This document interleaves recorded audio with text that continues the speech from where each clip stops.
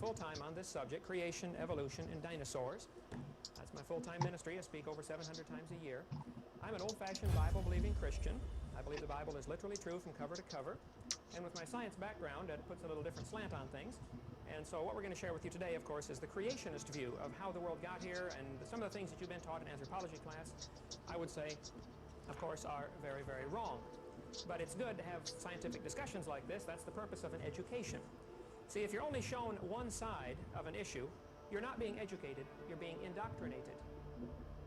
So an education shows people all the various sides and lets them use their own intellect and decide which one is the most reasonable. I hold without apology to the creationist worldview that this world is too complex. It had to be created by an all-wise, all-powerful creator who is outside of and beyond and above and not affected by his creation. There are really only two opposing worldviews. There is the worldview of evolution. I'm going to draw it like so, and I'm going to make 3 columns for this discussion here. We'll take questions all along the way. You can stop me at any time, say, no, wait, I disagree with that, and we'll discuss it. And Dr. Lee introduced me as the leading expert. I don't know about that. I'm just a high school science teacher. But I do have plenty of opportunities to speak on this. I do numerous debates at universities. I've had 3 here so far at University of West Florida, and I appreciate the academic atmosphere where they allow me to come in. I speak many times in public schools. I was in 6 this week already. I speak very frequently in public schools, and I think students need to see all sides of this issue. What we've had for the last 30 years particularly, though, is the creationist worldview has been totally censored out of our textbooks. I collect the public school textbooks. I have just nearly all of them from science textbooks from all the major publishers for many years. And the evolutionist frame of mind, or worldview, is the only one that is promoted in the textbooks. Now, of course, we have many teachers who treat the subject very fairly, but the textbooks have become increasingly one-sided. We're going to make 3 columns. There are some facts. And then there are different ways to interpret the fact. Sometimes 2 people can look at the very same thing and come to opposite conclusions of what they're seeing. The story is told about the farmer was out pulling a calf one time. Anybody raised on a farm here? Any farm kids? A calf puller is a long pole with a block and tackle on it, or a come-along on it, and in case the cow has a hard time having a calf, you hook a rope around the calf's leg and you winch it out of the cow. Help the cow out a little bit. Well, this farmer was out there pulling a calf, and this city fella stopped to stop his car to see what's going on. He'd never seen anything like this before in his life. And the farmer said, "Come here, man, give me some help, would you?" And the city fella said, "Me?" He said, "Yeah, come here." He said, "I don't know nothing about this." He said, "Come on, I need some help now." So the city fella hopped out of his car, jumped the fence, ran over there and helped the farmer pull the calf. Never said a word, just did what the farmer told him, you know, hold this, pull this. About 10 minutes later, they're walking up to the barn to get washed up. And the city fella said, or the farmer said, "Man, you've been awful quiet. Are you okay?" He said, "Oh yeah, I'm fine, I'm fine." The farmer said, "Have you ever seen anything like this before?" The city fella said, "No, sir, I've never seen anything like this before in my life." And the farmer said, "Well, you got any questions?" He said, "Oh yes, I do. I have one question been bugging me the whole time we're out there." The farmer said, "Let's hear it." The city fella said, "How fast do you think that the calf was going when it ran into that cow?" No, you're looking at it all wrong. We are not separating the collision here. See, 2 people can look at the same thing and come to very opposite conclusions. I'll give you an example. It's a fact. Grand Canyon exists. I don't think you'd find too many folks that would disagree with that. Of course, there's always a few on the lunatic fringe who would say, "No, we're not really here. We just think we're here. There is no such thing as reality." Okay? We're going to discount those folks for today's discussion. There are really only 2 options, okay, to a lot of these questions we're going to raise today. Grand Canyon is there. It's a big crack in the ground. I have seen it from numerous angles. There is no question it's there. Now, there are several ways to interpret how it got there. The evolutionist interpretation. The evolutionist interpretation says it took a little bit of water, millions of years. That's called uniformitarian geology. How many are familiar with that word, uniformitarian? The way it's happening today is the way it has always happened. Charles Lyell was the champion of uniformitarianism back in his book, 1831, Principles of Geology, Volume 1. Charles Lyell really taught and introduced into the public arena the idea of uniformitarianism. There is another worldview, which is the creationist worldview. The creationist worldview says it took a lot of water, a little bit of time. Lots of water, a short time. You See, while the mud was soft, and Grand Canyon is obviously all composed of sedimentary rock, so it was all sedimentary rock mud at one time before it turned to rock. There's nobody would argue that question. That's how sedimentary rock is formed. The creationist would say a lot of water formed Grand Canyon in just a matter of a few hours or a few days, not millions of years. The fact is, the canyon is there. Now, how are you going to interpret that fact? Some people tend to confuse the interpretation with the fact, and that's where you have to really watch that you don't get caught in that trap. What we're going to share now is just the creationist worldview opinion of how it may have happened. None of us were there. That's obvious. So we have to then go on the facts that we can find and try to interpret, make up a model that'll work, and say, okay, this is maybe how it happened. The creationist worldview. I believe that the world is only 6 to 7, maybe 10,000 years old maximum. It cannot be any older than that. I'm going to say 6 to 10,000. So I'm going to draw a timeline. Right here is the present. We're going to call it the year 2000 since we're getting close to that, just for the sake of marking it off in thousands. We go back to the year 0, where we figure our calendar from, when Christ was born. Actually, our calendar's a few years off. I'm familiar with all that, Gregorian calendar and everything. And then we go back to BC, times before Christ. We have 1,000, 2,000, 3,000, 4,000 BC, 4,000 years before Christ.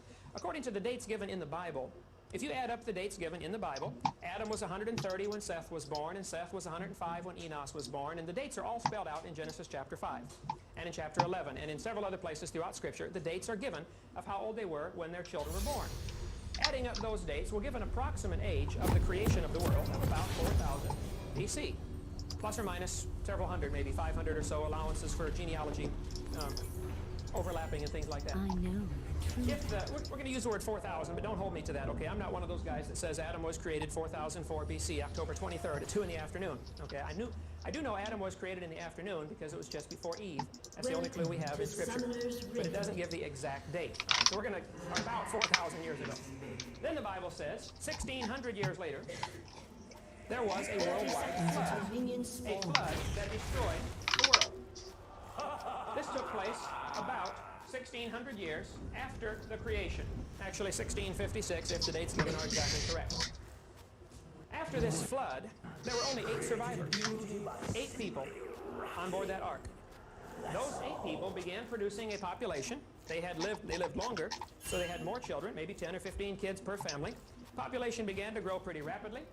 And by the time you got to the year 0, the time of Jesus Christ, the world population, and anybody would agree with this that studied the population statistics of the world population was approximately 1/4 of a billion. 1/4 billion, 250 million is the approximate world population at the time of Christ. You can go up the stairs to your library to the next building over here and get the population statistics, Macmillan Encyclopedia, or look it up in any one you want. It deals with the population issue. Most experts agree the whole world population 2,000 years ago was approximately 1/4 billion, 250 million. Then the population began to grow, especially around the 1600s when a lot of new medical advancements came on the scene and a lot of really modern science began about the 1600s. That's where there was a great, of course, revival in reading the Bible. The King James Version was translated, and many versions were put into the English language, or into the common people's language, where people could read it for themselves. And I think that was one of the great causes of the great revival of interest in learning and knowledge. And along with that came some tremendous medical advancements and scientific advancements and technology advancements. And so people began living longer, producing more children, and children lived longer. And about 1600, the world population began to skyrocket. 1800. There were 1 billion people in the world in 1800. We crossed the 1 billion mark. In 1930, it crossed the 2 billion mark. 1930. Today it's up over 5 billion, but really all of the population growth has come in the last couple hundred years. So it is very possible that the whole world's population started 4,400 years ago with 8 people. Anybody familiar with population growth rates, logarithmic extrapolation will tell you, yes, the whole world's population, 6 billion, could have easily started only 4,000 or 5,000 years ago. Now, the evolutionist interpretation of the fact we have about, I'm going to say, 5.5 billion people in the world. We'll put that in the facts column. Nobody argues with that. I mean, that's not the exact number, but it's close enough. Well, how do you interpret that? The evolutionist says the population stayed at 50,000 or so for many thousands of years, several million years. There were just a few thousand people in the world. or subhumans. And then they would agree, from about the time, about 1000 BC on, they would agree with the population growth curve that the creationists would give to it. These are established facts.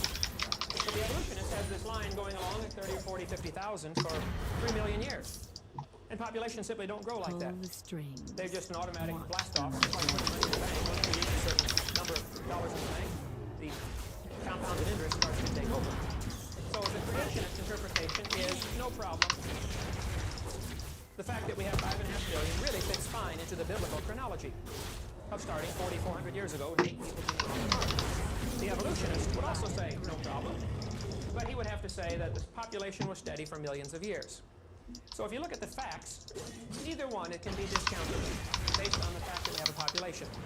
If you're willing to admit a worldwide flood in Noah's day, then the formation of Grand Canyon and Carlsbad Caverns and the Snake River Valley and all those canyon formations are really no problem for the creationist. If the teacher says, well, millions of years ago, the first question I'll come into your mind is, excuse me, were you there? Do you know it's millions or billions of years old? Time is something, it's gone, okay? It's historical. We can't really have scientific data. We must have historical data. And it becomes a very different way to interpret it. I believe when God created the heavens and the earth, everything, about 6,000 or 7,000 years ago, everything was very perfect. Perfect world, completely done. Poof, he spoke and it was done in 6 literal 24-hour days. And during that time, everything lived together, including the dinosaurs. Dinosaurs lived with man. They were just big friendly lizards in the Garden of Eden. See, the unusual thing about lizards, if you've had your biology classes, you know that lizards and many reptiles never stop growing. They never stop. When I moved into my house across the street from Pensacola Christian High School 2 years ago, I was going around meeting all my neighbors, knocking on doors, finding out who the neighbors were, and like everybody ought to do in the neighborhood, be friendly, And I knocked on this house 6 doors down from my house, and the guy said, "Come on in." Well, I walked in, and there, crawling around loose on his kitchen floor right in front of me, was a 5-foot-long iguana. This guy raises iguanas for pet stores, 5 foot long. I stopped, held perfectly still. I said, "Right?" He said, no, we just fed it." How big that thing going to get? He said, "It's an iguana, man. They never stop growing." He said, "I've raised them 10 feet long before." Lizards never stop growing. So, the creationists would say, dinosaurs lived in the pre-flood era. For about 1,600 years, they were just simply giant lizards. The Bible teaches, and of course it's not scientifically provable because it's gone now, the Bible teaches that the original earth, when God first made it, had a canopy of water above the atmosphere. The air that we're breathing today has about 6 layers to it: troposphere, mesosphere, thermosphere, exosphere, ionosphere. There used to be a 7th layer, according to Scripture. The 7th layer was a layer of water above the atmosphere. Made some kind of cloud cover. Venus has a dense cloud cover. Jupiter has a dense cloud cover. The Earth apparently had a dense, I don't know about dense, but had some kind of water above the atmosphere, which would do several things. It would filter out the harmful effects of the sun. Most of the aging process is caused by the sun, especially ultraviolet light and X-rays that are destroying your body, and your body is in constant battle against those damaging effects of the sunlight. The original creation did not have that. According to Scripture, they were protected by a canopy of water, which many creationists think would have increased air pressure. It's interesting, some of the articles out now about what happened to the dinosaurs. International Falls, Minnesota, the Daily Journal. New theory: lack of oxygen killed the dinosaurs, from the Boston Associated Press. Studies of dinosaurs indicate they had very small lungs compared to their body size. Also, they had very small nostrils. The nostrils of a brachiosaurus were about the same size as those in a horse. So how's a critter that big, 150 feet now is the world record, how's he going to get enough oxygen to survive? Well, in today's atmosphere, a 150-foot dinosaur could not survive. He couldn't get enough oxygen to maintain body metabolism. But if the pre-flood scenario is correct, that before the flood there was a canopy of water, this would increase air pressure, meaning every time you take a breath, what is the oxygen? Not only that, the pre-flood world apparently had richer oxygen to begin with. They drill into the ancient samples of amber and find air bubbles in there. Trapped amber that traps air bubbles. When you analyze the air bubbles, this is from Time Magazine, 1987, page 82. Also Science Magazine, 1987, November, page 890. Tells about the sampling of the air found in amber. It indicates 50% more oxygen than we had today. So instead of 20% oxygen, they had 30% oxygen. Well, these are a couple of scientific facts that really would fit fine with the creationist worldview. The original Earth had a little richer oxygen and higher pressure. The strange thing about high pressure gases is when you take a breath, you get twice the oxygen per lungful. And your healing process is much faster. Many major hospitals today are putting in what's called hyperbaric chambers. Little Jessica McClure, the girl in Texas that fell down in the well, remember that, 1987? Her foot was twisted around and stuck in her face as she was down inside of a 12-inch pipe for over 2 days, 58 and a half hours. When they got her out, her foot was completely black and part of her leg was black from lack of circulation. They were going to cut her foot off, but one of the doctors suggested that they try her in a hyperbaric chamber.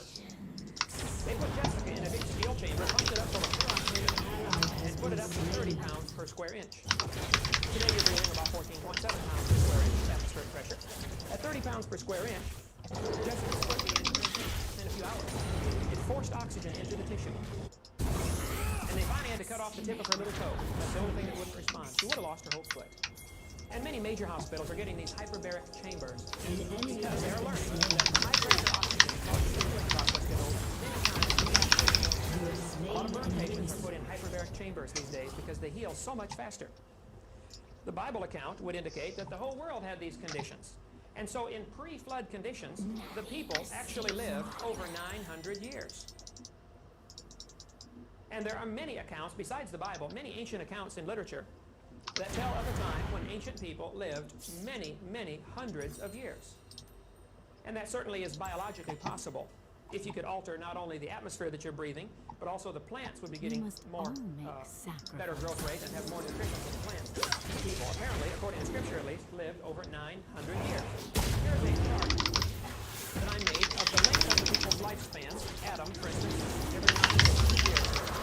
According to Scripture, lived over 900 years. His son Seth lived over 900 years. This black line going down is the flood, 1,600 years later. These are straight from the dates given in the Bible. The people before the flood lived over 900 years with one or two exceptions. After the flood, lifespans dropped off to 400 years. And then down to 200 years. Something changed because of that flood. Well, the creationist worldview would say this canopy of water fell down. It rained 40 days and 40 nights. It flooded the world. It was a worldwide total catastrophe for this place. Everything was covered. All the mountains simultaneously covered at one time. People say, now, wait a minute. Is it possible to flood the world? Could it rain enough to flood the whole world? Well, today, absolutely not. No. There's only enough moisture in the atmosphere to rain about 2 inches. But there's enough water in the ocean to cover this world 2 miles deep right now. If the world were smoothed out and pushed the mountains down and lift the ocean basins up and equalize things, the water would be 12,000 feet deep over the entire world. Well, the Bible indicates that after this flood, or actually during the course of the flood, in the last few months of the flood, the Bible says the mountains arose. The first crust was still sprinkling in under the pressures of all this water and the great catastrophe it was under, and the mountains lifted up, and the ocean sank down during the last few months of that flood. As the mountains lifted up, the water would run off into the hole on the way, forming Grand Canyon in a matter of a few hours. Because you had thousands of feet of soft water. During that flood, all sorts of animals drowned, and people. Their bodies would then be, those that drowned, some would float and would rot, and would not be preserved as fossils because they floated around. Some would happen to be buried. Those animals that are near the bottom already, like plants, would be buried first, because they're already at the bottom. If there's a mudslide or volcanoes going on, they would be the first ones buried. The animals like birds and man are the last ones to drown, because man could figure out a way to avoid drowning until the last possible minute. And birds, of course, can fly around until they run out of gas, and then when they do die, their wings are hollow and their bones are hollow, so they would float. Then the reason we tend to find birds on top of a so-called geologic column might be better explained because of their worldwide development. It doesn't necessarily have to be that birds evolved last. There are two ways to interpret that. I'm going to that cow anyway. I want to keep track of the idea. Maybe there is another very reasonable alternative explanation for some of the data that we see. I'm in favor of science. I love science. I got a PhD in education. Okay, it's a postal digger, by the way.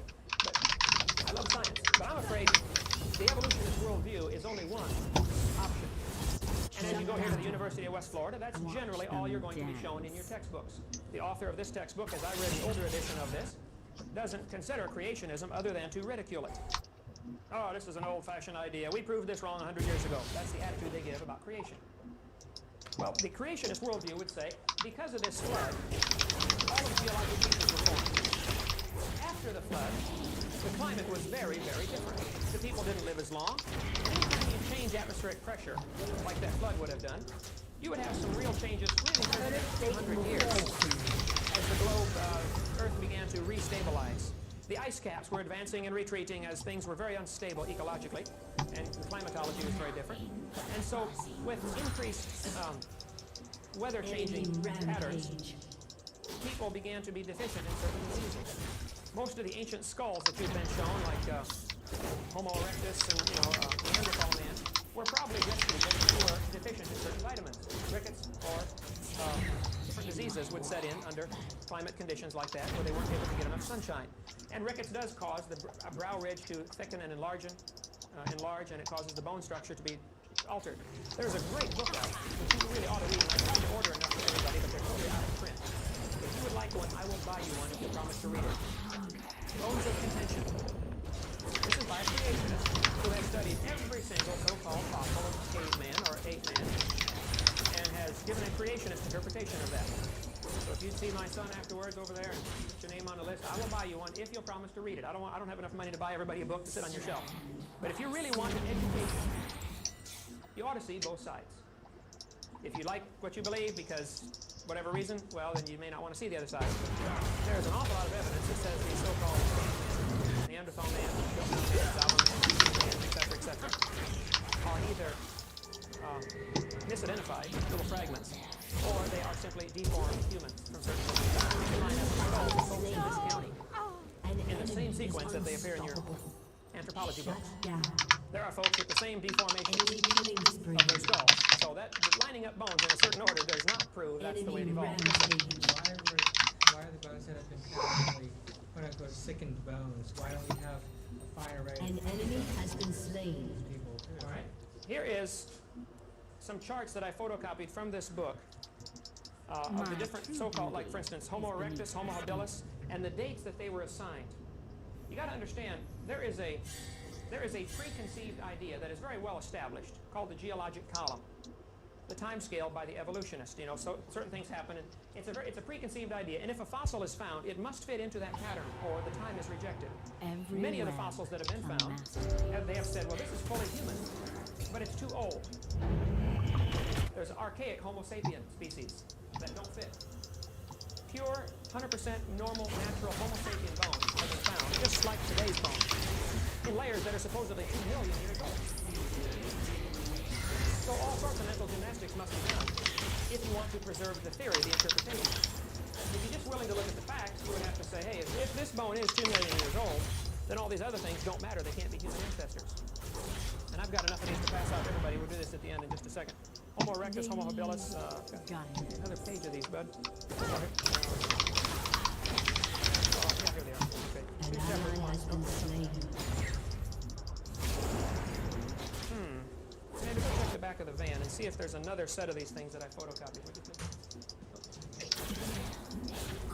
So, I think very few human fossils are found, period. There are probably only 4,000 human fossils or humanoid fossils found in the entire world. That's a reasonable figure. To me, the explanation of that would be, when God first made the world, it was full of animals and full of plants, but only 2 people. They then had to populate the world, and in 1,600 years, there were only several million, maybe a billion, I don't know. But not near the population we have today. So human bones would be rare for 2 reasons. Number one, there weren't as many humans as there were animals. Number two, humans are going to figure out a way to avoid drowning until the last minute, which puts them on top and they rot. They're not preserved at all. So the fact that we only have 4,000 or so, no problem for me. Now how they're dated, well, all that kind of stuff, carbon dating, we'll get into that. After this flood, though, I believe man began killing off the dinosaurs. Well, the climate killed off many of them because climate was different and they couldn't grow as big and live as long. But man began hunting them, and that's why during this era, from 4,000 years ago, we have many stories of people killing dragons. There are many legends like that, dragon slayers. Chinese recipes from 3,000 years ago called the dragon bones, dragon saliva, or medicine. I mean, they were there, we weren't. if you have an evolutionary An perspective ally and has been worldview, slain. you have to give all of the so-called dragon stories the interpretation of mythology. If you have a creationist worldview, that would really make sense that dinosaurs may have lived with man for 1,000 years or so after the flood. They were getting smaller, they were getting more rare, and they were being hunted to the point of even total extinction in many areas. Then you come up into the present. And there are still many thousands of reports coming out of places around the world of dinosaurs that may still be living. For instance, Loch Ness Monster. There's been hoaxes and frauds, no question. But there have been 11,000 reported sightings of the Loch Ness Monster. And if you show this dinosaur, a plesiosaurus, to anybody who has seen the Loch Ness Monster, they will say, that's it. That's what I saw right there. Well, now, no question. Some may be trying to get tourist dollars over there in, Scotland and all that. I've not been there. I do have a map of Loch Ness right here from Scotland with some of the pictures that have been taken of the Loch Ness Monster and an underwater topography of the area. The lake is 900 to 1,000 feet deep. And there have been some very reputable people with nothing to do with ridicule who have said, I have seen it. So I have spent many years, collecting data, believe it or not, on dinosaurs that may still be alive. Now, they're not nearly as big, and they're certainly not anywhere in Pensacola, Florida, that I know of. It's not like they're all over the world. But you really can't prove the extinction of anything. And think about that. You can't prove anything is extinct, because you cannot be all places at all times to examine the whole world simultaneously. Haven't been seen in 300 years, but how can you prove there aren't any? So proving extinction is an impossible thing to do. There are those who are saying that there could be a few dinosaurs still left. If you watch programs like Unsolved Mysteries or Sightings or things like that, you see some awfully bizarre things on there that don't make sense if you have this worldview. Because you've already been taught. Dinosaurs died out 70 million years ago. Don't dare question that, or you'll be excommunicated from the temples of higher learning, Yes? I know. I'm detecting a little bit of a straw man here, because if this so-called evolutionist view isn't half as solid as you're making it out to be. There's a big argument now whether or not dinosaurs were warm or cold-blooded, and there's no bird fossils at all. There's only 3 Archaeopteryx fossils in the whole world. Nothing else even looks like a bird. They're real willing to talk about what's the problem. I don't see this monolithic view held by the evolutionists at all. I mean, I just got done going through 6 books on early man for a paper on the Piltdown hoax, and these guys can't agree on a whole habilis at all. There's no view out there that's saying this is this way. It's real technical on who you talk to, but I sure don't think that this evolutionist One way or the other. Okay, that's a good point. See, what I'm concerned about, I guess, is high school teacher. What is it in high school and high school technical? I'm sure you need those books. This is the way it happened, boys and girls. It is presented as if it is a fact. There is no other alternatives offered.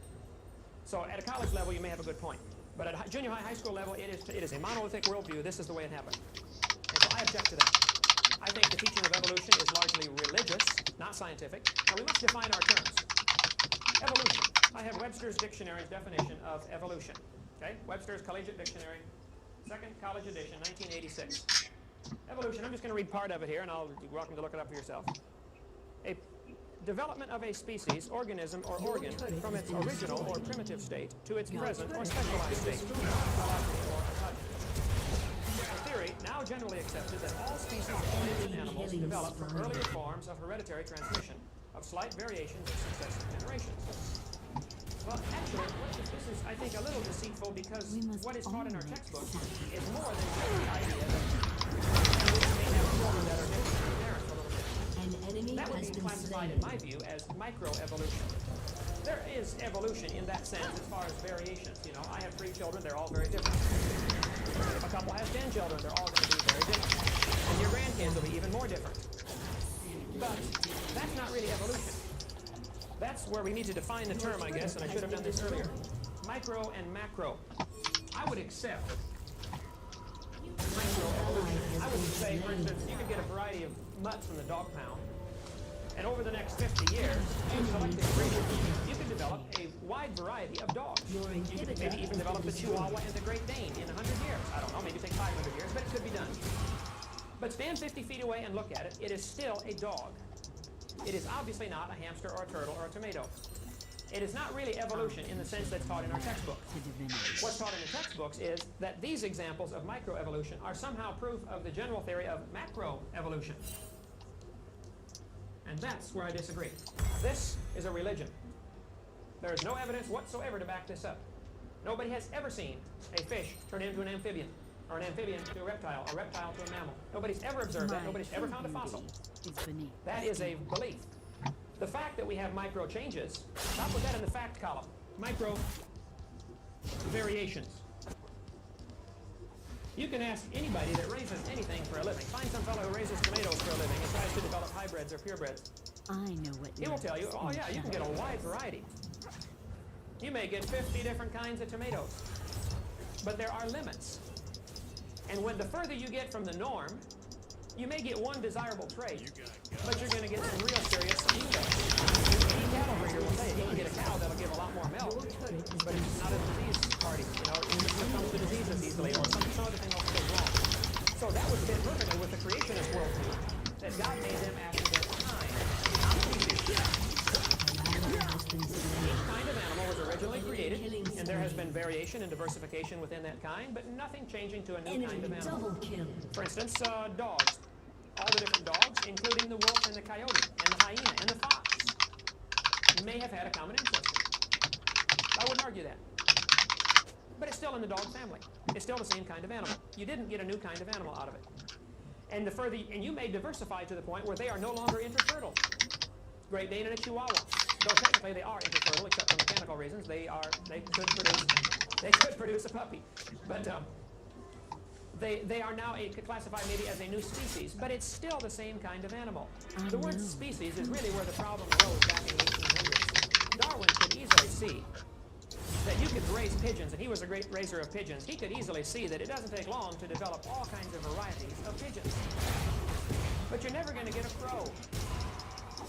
And you certainly aren't going to get a mammal, or a reptile, or a fish out of that pigeon. So all he ever pointed out, and all that has ever been pointed out, is micro changes, which are perfectly compatible with the creationist worldview. There has been more things pointed out. Because of that very thing, there are many now who are going to the punctuated equilibrium theory, like Stephen Jay Gould and Niles Eldredge, who are saying, well, we don't see any evidence for evolution, therefore it must have happened rapidly. So you're arguing from the lack of evidence as proof for your theory? Come on, you better try that one out. That's not going to get past me anyway. Lack of evidence. Maybe the only evolution has been micro variations, which really would be proof of an intelligent creator. If I was going to produce some animals to live in a world that had a variety of climates, I would give that animal an incredible DNA code, so that animal could produce a variety of babies, and some could survive in any given environment within limits. The rabbit can produce long-haired babies and short-haired babies, and thick fur and short fur, thin fur. Some can survive the hot climates, some can survive the cold climates. And over the last 4,400 years, they have diversified until today, the Alaska rabbits will not interbreed with the Florida rabbits. They cannot. Their breeding cycle is totally different. The Alaska rabbits can breed with the Minnesota rabbits. They're not too far different yet. And the Minnesota rabbits can breed with Florida rabbits. But the two extremes can no longer interbreed. That's not evolution. That's simple variation. It's still the same kind of animal. That's a micro change. It's still a rabbit. You know, stand back and look at it. It is obviously not a turtle. So that's my objection, is that the theory of macroevolution is included in with the textbooks for our junior high and high school kids. And if it is fact, and it's far cry from fact, it's a religion. You can take, like the branches on a tree. There's nothing to fear. 250 varieties of dogs probably had a common ancestor, and the ancestor was a dog. All the different varieties of cats, you know, Siamese and all those different kinds of cats, probably had a common ancestor that was a cat. This would be micro Your inhibitor is changes. responding soon. This would be observable. Nobody's going to argue with that. From here down, that the dog and the cat had a common ancestor somewhere way back when. That would be macro changes, and that would be part of a faith, a belief, a religion, not observable. Okay? Scientific theory. Not religion. Scientific theory. Okay, let me read you a definition of religion. Webster's Second Collegiate Dictionary. Religion, a belief in a divine or superhuman power or powers to be obeyed and worshipped as the creator and ruler of the universe. How did the universe get here? Did this process called evolution bring everything into being that we see today? Is that what created the universe, this process? Well, then that's your God. It is indeed a religion. How did the world get here? What we will do from a scientific standpoint, we call our interpretation of macroevolution a scientific theory, Okay. not a religion. I think science and religion ought to be separate, but they are certainly not in our textbooks. To teach kids that the Big Bang is a fact, for instance, and it is taught as a fact in the textbooks. I collect the books. It is taught as a fact. That is wrong. The Big Bang is a far cry from a fact. It's taught as a theory. Not in the books, it's not. I collect it. It may be in college level, you may be getting it. There's several different options. But you should see what's in the junior high book. Boys and girls, 4.6 billion years ago, Earth cooled down from a hot molten mass. That's not a fact. I mean, were you there? You know anybody who was? But I assure you, it is taught as a fact to our younger kids, and I strongly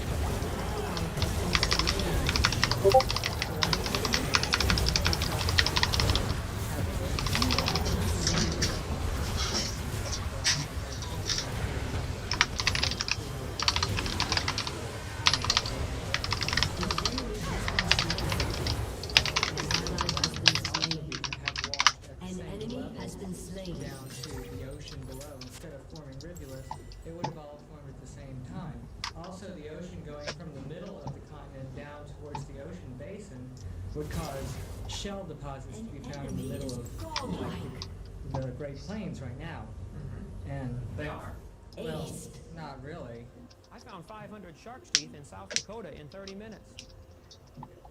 I got them at home. So why don't we have 100 Grand Canyons all around the world, you know, where these soft sedimentary processes were My going true on? beauty. As the biblical interpretation would be, during the course of this flood, which lasted just about a year, a little over a year, 12 months, according to the dates given in the Bible, the flood lasted 12 months. The first 4 or 5 months were probably with slowly rising waters from a variety of tectonic things, and then the last few months with it going down. But it wasn't just rain 40 days, everybody drowned, get off the boat and go home. It was not that way at all. It was a year-long flood. During that year-long flood, the earth, covered by water, would develop many thousands of layers of sediments. It is a fact. The earth has layers. Okay? No question. Now, how do you interpret that? The evolutionist interpretation is each of these layers came at either a different season or a different year or a different era or epoch. And they have names for all of them. The geologic column, you know, Cenozoic, Mesozoic, Paleozoic, Archaeozoic, and they got the Jurassic and Triassic and Permian, Cambrian. I'm familiar with all of that. It might be interesting to know the only place in the world that all 12 layers in order. The only place in the world is in the textbook. Any place in the world in its entirety. If it did, it would be many, many miles thick. It simply doesn't exist. It has been put together piece by piece. And a little bit of imagination thrown in for glue. Charles Lyell is really the fellow who developed the geologic column. Many others got involved in this, Hudson, Cuvier, Steno, you know, I'm familiar with all that. But Lyell would be the primary culprit in this. The geologic column Shut down. doesn't exist anyplace. The fact is, I would say the creationist interpretation is that the flood caused all these layers, or nearly all of those layers, to be deposited very rapidly.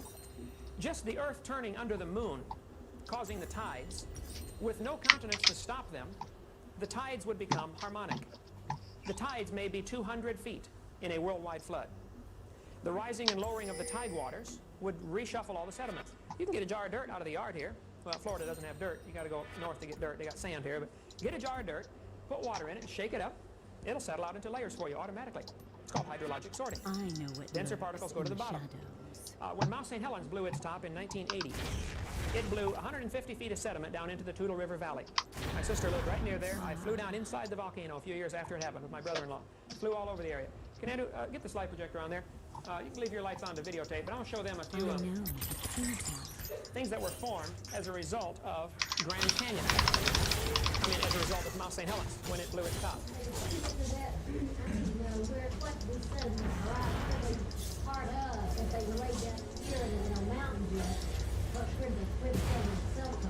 Oh, the grinding winding up, the reshuffling, that's where sediment comes in. There's no new dirt being added to the earth to speak of. Which is being worn. Being reshuffled. Yeah, the sediments do that. That's where like the coal deposits. Your inhibitor has been destroyed. That to me was because the trees that were destroyed were rolling around and the bark, rolled off, and most coal is made from bark. And the original earth would have had enormous Ally has been slain. under atmospheric pressure, plants, trees were huge. Of course, they only lived 1,600 years, so the flood took place, so they weren't 3,000-year-old plants. They didn't have 3,000 years to grow. Has been destroyed. I would,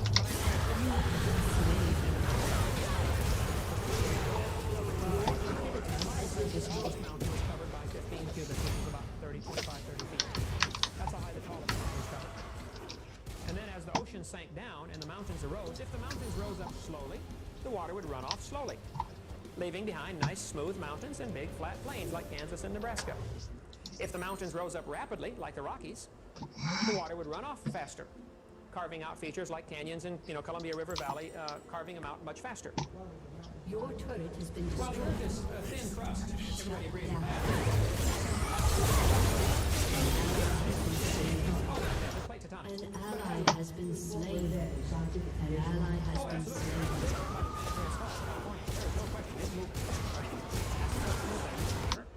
Your inhibitor has been destroyed. When Mount St. Helens blew all this mud down into the valley, it made so much sediment, and the sediment automatically stratified. This layer of stratified rock, you can see the layers in that, was formed in one day, 25 feet thick. The next time the volcano blew, a scalding hot mudslide sheer cliff standing straight up. 5 days later, it was hard enough to hold a sheer cliff. I mean, this stuff happens, okay? Mount St. Helens did that. All these fine laminations were formed very rapidly. Here the blast was going. Hurricane velocity, winds, racing across there from the blast of the volcano. And it formed all these layers rapidly. Snow does the same thing in a snowstorm. As the snow goes moving horizontally in a bad wind, you cut into the snowbank and look at it. It'll be stratified. The heavier flakes at the bottom of the sand, it'll automatically sort the particles for you. So the creationist interpretation is that all of that so-called geological column took place rapidly. Right now, today, you can go see Mount St. Helens, and there are several canyons that have been formed there on Mount St. Helens. The canyons have sheer cliffs, 150 feet high, standing straight up, and they're all stratified, and they were all formed over the last couple of years. The mudslides went through some of the old lava flows that were solid rock. That scalding hot mud went through there and carved canyons 100 feet through solid rock in 10 minutes. Because boiling hot mud is very abrasive. During the worldwide flood, the water would have had mud in many areas. And muddy water is much more abrasive than regular water. There would have to be more than that to cut through it. I mean, you're talking about cutting through solid rock. You're not cutting through mud. I'm saying it can be done either way. Grand Canyon is a mile thick in some places, and it's solid rock. I mean, it's not going to do that in 10 minutes like we are talking about. The top of Grand Canyon is higher than where the river starts. Rivers only flow down. The river flows through the bottom of the canyon. 1 mile up is the top of the canyon. The top of the canyon is higher than the source of the river. So one of two things has to be true. Either the river flows uphill for millions of years to cut the groove deep enough, or the mountain slowly rose, Kaibab uplift, at the same rate as the river cut down. I think we're calling on the supernatural here to assume that the rate kept pace. Okay?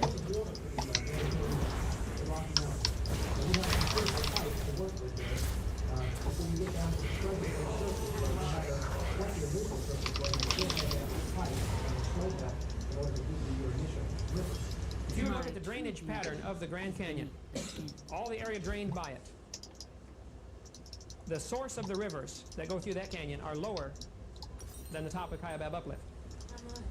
I don't know how much lower. Several hundred feet. The top of the canyon is 5,000, I think 400 feet above the bottom of the canyon. Today, the erosion rate through Grand Canyon is very slow. No question. But today we just have one little river flowing through there. At the bottom of Mount St. Helens, the canyons that are down there from the trees that were blown over, the log jams were every place. The rivers that were cut, the features that were cut from the I get this on the previous slide carousel. I'll get the lights back on and shut that off with you, bud. The canyons that were cut because of Mount St. Helens exhibit all the features of Grand Canyon. The mud flows stratified everything very rapidly, hundreds of feet thick, and the canyons that were carved out look just like miniature Grand Canyons, and scientists watched them happen in 15 minutes. An enemy So I think that's a mini example of what happened on a macro scale during the year-long flood. We got a Grand Canyon on Mars, like nothing, so is that assuming that there was a population on Mars that was smitten by a great flood at some point in time and wiped out? That it formed the same way in this case, so... Well, no, I didn't say canyons form the same way in each case. I'm saying Mount St. Helens showed us that's how it could have has been happened. destroyed. I think outer space is full of ice. Nobody questions that. There are ice meteors flying around.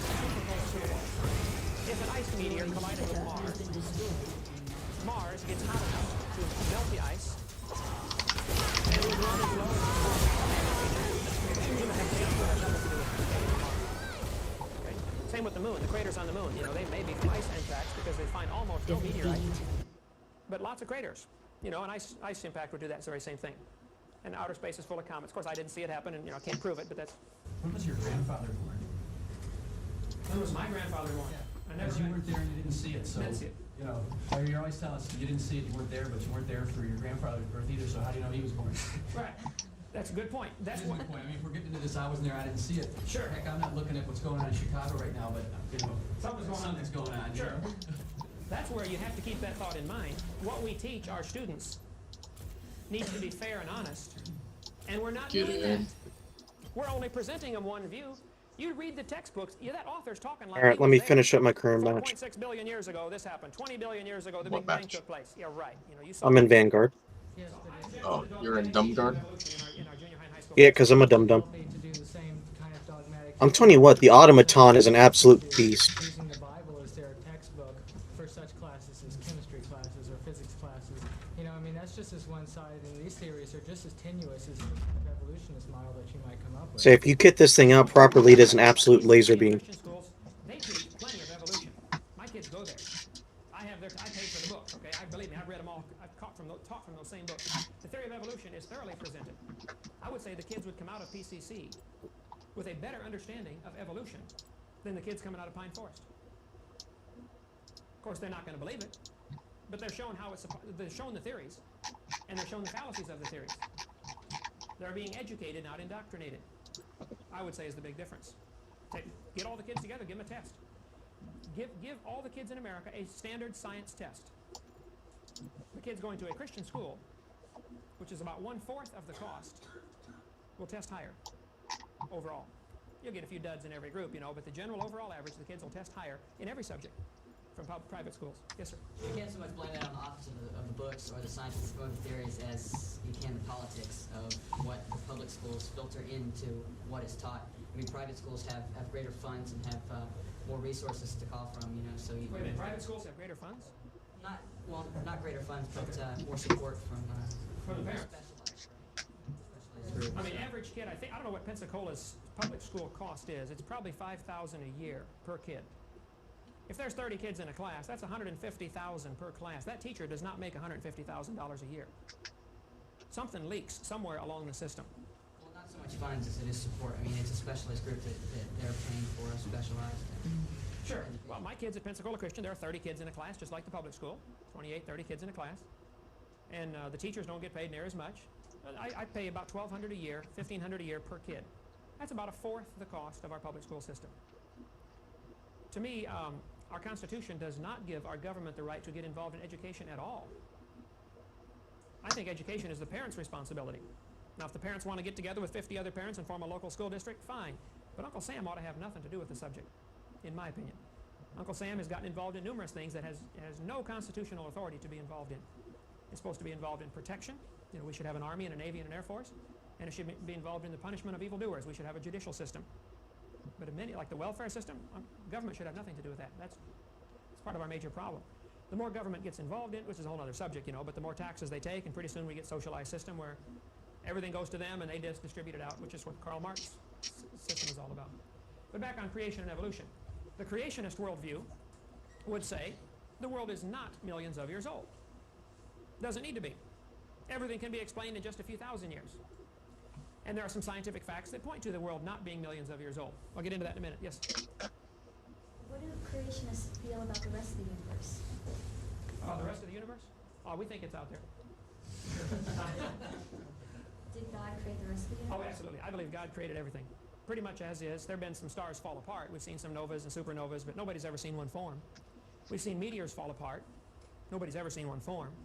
What we see is what would be predicted by the creation model. Decay. The second law of thermodynamics. Things are winding down. It started with an initial amount, an enormous amount of energy and order and design. It was perfectly formed like a car coming off the assembly line. And since then, it's been steady decline. It's not lasting. What, he built it with planned obsolescence or what? I don't think it was built with planned obsolescence. I think it was built to be the perfect place for man, and then man was given the freedom of choice. You can choose to serve God and obey him or not. If you choose to disobey, there are consequences. If you choose not to change oil in your car for 40,000 miles, there are going to be some consequences. You blame mankind What was that? for cosmic decay, meteor shower. Almost done. Yeah, as far as all of the nature, see, all of this, the creationist worldview would be that the whole universe was created by God, and then man was only put on this earth. I can't prove there's anybody anywhere else. I don't think there is. Can't prove there is or isn't, but that's outside of the realm of science. But because of man's sin, the second law of thermodynamics, entropy, is part of the curse on this earth, and everything is winding down, falling apart. Your house gets dirty, not clean automatically. Your car falls apart, doesn't run better automatically. Everything takes work. And nearly everybody in the world is involved in fighting against the second law of thermodynamics. That's why we have carpenters to build new houses, because the old ones are falling apart. That's why we have repairmen. That's why we have mechanics, you know. Just everybody's got a job because of the second law of thermodynamics. So even if there is a God who has created this perfect system originally, but then gives man or people free will to choose to do otherwise, why would you even choose to be on the side of a God who does sort of things like that, you know? Who gives you free will and then says, well, if you don't worship me, then you're screwed. Sorry. We're really getting off the subject here. I mean, I'm sorry. We're really getting off the subject. Yeah, that would be a little different. Was there a creator at all? This might be a bigger view of, there had to be a creator of some kind. Now, who was he and what's he like? What are his attributes? What's his personality like? That's kind of a different subject, but is there a creator? You know, and then if there's a creator, was it Buddha or Allah or Jehovah or, you know, this is where theologians differ by the thousands, you know. And the only way to know for sure who's right is to ask me, of course. I've been involved in, you know, a lot of things as far as energy conservation. I built numerous houses, and I have tried, you know, with all the different energy conservation laws, but as well as wind generators and that type. I'm very interested in that type of stuff. I'd love to see the results. Give you the address for it. You'd love it. It's a great Yeah, location. that's awesome. Yes, sir. I have a question going back to the dinosaurs. Okay. Do you think that the dinosaurs that survived past the flood were just survivors that did not go, or were there dinosaurs that were, smaller ones, of course, that were on the ark, or were they all just survivors in the water, like plesiosaur or the brontosaurs or so? Okay. Were there dinosaurs on the ark? I would say there had to be dinosaurs on the ark. Those that needed to be. The Bible is very plain. Noah brought air-breathing, land-dwelling animals. He did not need to bring fish on the ark or whales. We have classified whale as a mammal. Well, our classification system dates back a couple hundred years. The Bible classification system may be different, where if it lives in the water, it's a fish, be it whale, dolphin, you know, or barracuda. So we cannot take today's classification system and fault the Bible, because a whale may have been considered a fish in biblical terminology, which was long before Carolus Linnaeus came along. But the air-breathing, land-dwelling dinosaurs, we assume Brachiosaurus would have been land-dwelling, though some say, no, they lived in water because they were too heavy to support their weight. I don't know. But Noah, being 600 years old when this boat was built, would have been smart enough to figure out to bring 2 babies on the ark. Just be sure to get a pink one and a blue one. All right? The reason for bringing babies would be numerous. For one thing, there's only about 40 different kinds of dinosaurs. There are 800 different varieties in the textbooks. You know, there's a brachiosaur, the apatosaur, the cetosaur. But if you look at a cetosaurus and an apatosaurus, you're going to say that's the same kind of dinosaur. It's like there are 250 varieties of dogs, but Noah only had to have 2 of the dog kind on the ark. There may be 800 names of dinosaurs out there for these kids to try to learn, but there's only 30 or 40 basic kinds. And if you limit it to babies, no problem, or young ones. After this flood, the climate was different. The water-dwelling dinosaurs, of course, many of those would have been destroyed. In catastrophic conditions, fish get killed. in the water. You know, an earthquake underwater can kill fish in the water. Thermal shock or just the shock of the tectonic plates moving. But some would survive. You know, because there's a catastrophe, a worldwide catastrophe, doesn't mean it's simultaneously catastrophic. There may be, you know, earthquake here, 6 months later, earthquake here. You know, tranquil seas would be someplace. We would have tranquility in the midst of the chaos. Okay, so Noah happened to be in those spots with his ark floating. As part of your theory, did you say that there have been no new species created since the creation? No, I would say there have been no new kinds created. As far as species, the Great Dane or the Chihuahua is probably a phenomena of the last 500 years. They probably did not have any Chihuahuas 500 years ago. But is a Chihuahua a new species? Well, it's kind of a subspecies. All dogs the same species. Yeah. I mean, new species like the frog, for example. Right, there's a whole bunch of varieties of frogs. I don't know how many different varieties, but that's where I would be very cautious to stick with the word kind, not species. By species, we define it as Interbreeding. Yeah. Yeah. So there's I don't know that I would go. there's nothing new since creation. I would not go with that definition of. Nothing significantly new. Yeah, nothing significantly new. Interfertile may not be the divisional line between the kinds. You might be able to take a horse and a zebra and get them to interbreed. You may be able to get, some have argued that they've been able to get a cat and a dog. I've not seen any proof of that. That kind of stuff appears in Inquirer magazine from time to time, you know, that a dat or a cog is born. But they argue that you can get a lion and a tiger, a liger. I think that's been done and fairly well documented. But stand away and look at it. They're both the same kind of animal. You know, So many species have disappeared since then, but none have been created. So Many. none have evolved since then. many species have disappeared, and some complete kinds may have disappeared. Probably the Tyrannosaurus rex. I would say, within the first few thousand years, if you could kill a T-Rex, you would be a hero. They'd tell stories about you around the campfire. And the story gets blown out of proportion with the telling of it, and pretty soon That's he's what I got. you know, breathing Dumbass. fire and flying around and, you know, I big know. as a mountain. I'm just But I think the I'm basis just of the you story know was in historical repeating what I fact. say. There You're was just being a dumbass. Can't shut the hell up. Oh yeah, Job is right in the center of the Bible, just before the book of Psalms. Job chapter 40 and verse number 15 talks about Behemoth. It says Behemoth is the chief of the ways of God. The Hebrew word there is the biggest. That would, I think, probably be the Brachiosaurus. Hey, good news. We officially passed our biggest COVID spike back in January, beginning of the year. It was the elephant hippopotamus. Mm-hmm. We passed it by like double. 41. The bones were put together of the first reconstructed dinosaur. Hell yeah. 1841. That's why I went for my booster earlier this evening. 1611. I need to get mine scheduled. So if dinosaurs were nearly Have they extinct said what the side effects 1,000 are years ago, expected to be from the booster? let's say for all Just practical purposes, they're totally normal? extinct. People forgot about them. Actually, the pharmacist today said it was actually lesser because the Moderna booster is only half a dose. 500 years earlier.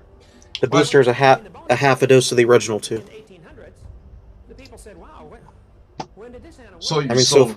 you still respect the perceived side effects, just It was a not golden nearly as opportunity severe. to try to teach Yeah, I mean, I'm still millions of tired years and ago. got a headache, It but was in the 1800s that the word prehistoric was invented.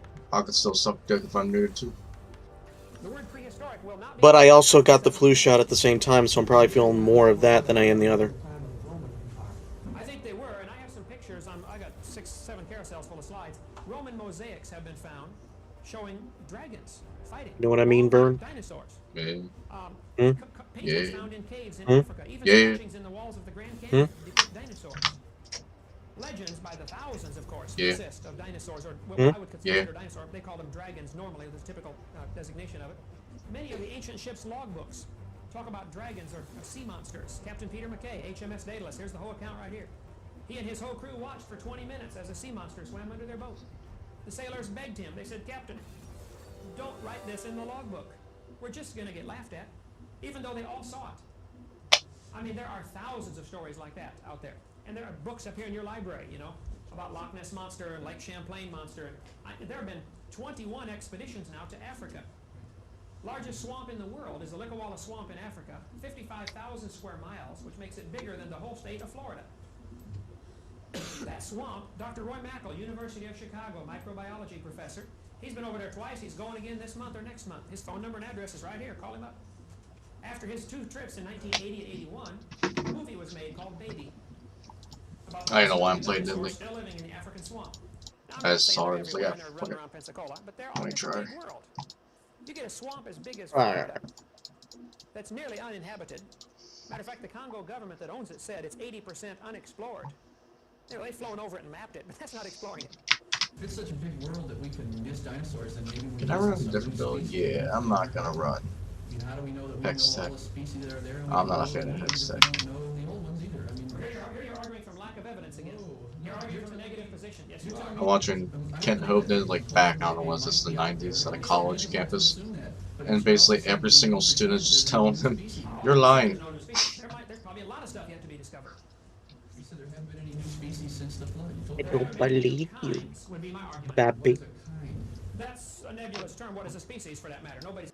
Holy hell. Even back, when was this filmed? I can't see when it was filmed. It's old. It's gotta be at least 90s. Anyway, a student literally asked the same question that Aaron, was it Aaron? Aaron? How do I pronounce his name? Arenro. Ardwell. He asked him the same exact question. Well, he got asked the same question both asked. What's a kind?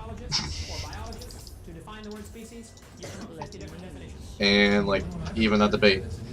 That debate was shameful. Like 2 hours of going in circles just to try to get him to answer what's a kind, and he never answered what is a kind.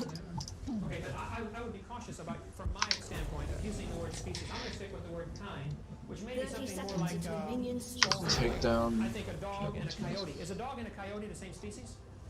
No, same genus. I am no more than a soldier. Oh, why aren't they the same species? Your definition says they're Per pounds. Population. If they start to intervene, if I am Okay. no more than a soldier. on an island for 6 months, you got it. That's your population. Alright. The definition of species is flexible then. No, it's not. I think I kind of understand it. The dogs, Probably not. Probably gonna Florida blow are up. not interbreeding with the dogs in Hawaii right now. Minions have spawned.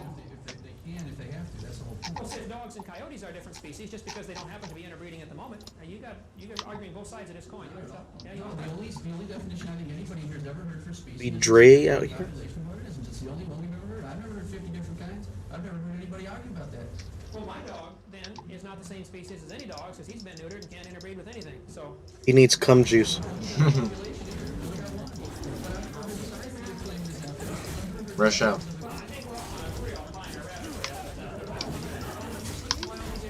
Absolute. You're telling me that when you dinosaurs out there, you're also telling me that we know that there have been no new kinds happening. If it's such a damn big world, then how do we know all the kinds? It's pretty silly to say we know what's not out there. I can say no scientist has ever observed a new kind of animal. Organisms all the time. There may be varieties of old ones. There may be some that are resistant to certain bacteria, but it's still resistant to certain drugs. It's still the same basic kind. Stand 50 feet back and look at it. It is obviously not a tomato or a hamster. Put human genes in the plant cells. You tell me that a mixture of human and plant genetics is not a new kind. Is it fertile? Does it reproduce? It does.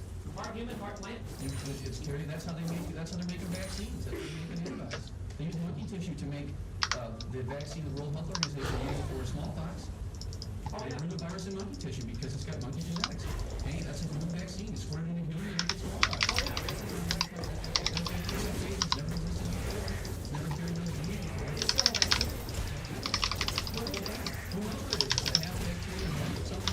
Okay. Saying, here's your argument. With human intervention, I am not good with Niddly. I am not good with Niddly. I almost died already. with human intervention, with A creator intervened and made it. with intelligent input, Hmm. you can mix two things together that formerly would not mix together and create something new. Yeah, this is gonna go. I would say that's what the creator did This initially. is opposite of He tender. created This is things rough. out of nothing initially. It's gonna go very well. And without any without any intelligent intervention, there are no new kinds that have been observed. Never been observed as a new kind of animal. And the animals that do breed I don't know why I applied Mern there, but tend to okay. stay within the same kind of animal. Dogs produce some kind of dog. Horses produce some kind of horse. And much of the evidence that's presented in some of the, well, okay, I'll call it time, but much of the evidence presented in our textbooks, for instance, the evolution of the horse, Neohippus has been disproven many years ago. But it is still presented to high school people. I've got my books. I photocopy them. I don't know what books you got. It wasn't presented to me, and that was a long time ago. Come to my house, 1 block northwest of the store. I'll show She's pushing my ass. I can assure you, I can point out many things that have been proven wrong Ah! years ago, still in the textbooks. So are we arguing with the theory or arguing with the textbook printers? I mean, they're not the guys that are coming up with the I evolutionary don't like theory. Nidalee. They're the white noise textbooks. Well, the guys This is gonna be a rough game. It's not evolutionary theory. We gotta argue with the textbook publishing companies. I think we are publishing companies and selection of me. As far as the general theory, it is a philosophical worldview. It is not observable. You don't observe any changes from one kind to another. Okay? Yes, ma'am. Basically, I just gotta try not to feed. I've pretty much about as useful as I'm gonna be this game. Oh, didn't mean to hit W. I'm changing the time length of the flood. The flood is being 12 months long, whereas in the Bible, it's 40 days and 40 nights. No, the rain was 40 days and 40 nights. But the flood, the rain only lasted 3 days in Iowa, but the flood lasted months. Say 12 months. 150 days, the flood water was coming up, for 150 days, this was happening. You can read Genesis 7 What the hell? and add up the numbers There. in there. Noah was in the ark for 40 days. The rain was 40, I agree. But the flood was a year. That's not a I'm not changing anything. Those are from the dates given. See what he did? Poppy said the bird is down bad. Other questions? We didn't get into Yeah, bird. We say that. How am I down bad? historical evidence. Probably could see us. The guy who caused it wrote it down. Well, that's the thing. At the beginning of the game, I usually am a little bit down. It's not until I get my ultimate that I can catch up. George Washington we might have seen. Now, that's where he wrote historical Oh, Vange's dead. Has been slain. You've never seen, your great grandfather, so he probably didn't exist. he existed. I have historical evidence. I don't have empirical evidence. I have historical evidence. That's where it gets into trouble. Choose to believe the reporters. If What? they're not lying. If they're lying, we're all in trouble, right? Sure. Maybe we're not in America. Maybe we're in France right now, But historical evidence versus empirical testable evidence. And evolution has neither. Yes. People's historical evidence that contradicts these things. I don't like the Sumerians who say that we were created by humans were created out of these Neanderthal types as a result of trying to create primitive workers, and that the flood was a result of planetary change. So that's tremendous historical evidence, and it's all over the place. And what about that? Okay, good one. Sure. After this flood, 4,400 years ago, after the flood, the people that survived had children and grandchildren, and they diversified into the different cultures that we see today, and most folks would agree that the population of the world seems to have started somewhere around the Mesopotamian Valley, Iraq and Iran, which would fit perfectly with the Bible account. Within a few generations, they're telling stories to their kids and their grandkids, and the stories get blown out of proportion, and today, I'll go there ride are a bush, bitch. 250 different She must have vision. I was gonna throw a spear at the her. Babylonians have one, the Chinese have one, the Indians Why? have one, and That's many fuck- of them agree in many of the details. Most of the flood accounts will say a family was saved in a boat. Now, how big was the boat, how many were in the family, the details vary, but I think that's typical of mythology as it changes. But to me, the So creation mainly use. So she's kind of like Elise. I've noticed. You gotta use Cougar form to CS primarily. have the truth. Why on earth would we make the whole thing and then just leave it alone? I think we have taken great pains to preserve the biblical account for us. Lots of folks have died so we can have that. How what is your explanation of your historical evidence? I will guide you. What is my explanation of how did the Bible survive? Period, since we lost everything else. Well, we didn't lose everything in the medieval periods. There were things preserved. When you period, is that what it supposedly the Bible survived from the transcriptions of the Bible? Is that the period that you think it's Be careful. No, I think it survived from shortly after. Yeah, she's sitting in the bush right now. Knew how to write all through history. Where she There's was. many times people didn't know how to write. Archaeology I don't know says where she went. everybody- Oh, she must have just channeled. I should have jumped her. Original documents. I think it would be smart. Would have stopped her channel. Because she was literally right there where your board was placed, and then she was God gone. knowing, my interpretation of it. God knows people tend to worship artifacts and things like that. There's enough slivers of the original cross. Every Catholic priest has it. You can build 5 days or put all the slivers together. Obviously, somebody doesn't have the original one. Oh, no wonder she's down. Oh, never mind.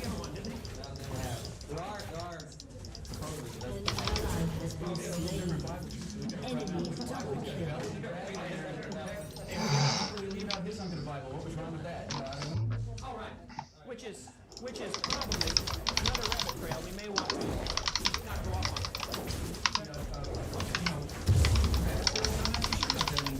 She's got an excellent point here. Based on the historical survival of documentation, there's the how do you get this chain of documents? I mean, you're saying everybody has myths. Sumerians have myths, blah, blah, blah, blah. However, if you look at it historically, the Sumerians are writing down their myths before the Christians are writing down on something before there were any Christians. So maybe everybody's following their myths. That's not a good way to put it. Cultures had a flood myth. It did happen. But I just want to know where the survival of your historical documents come from for this to be the view.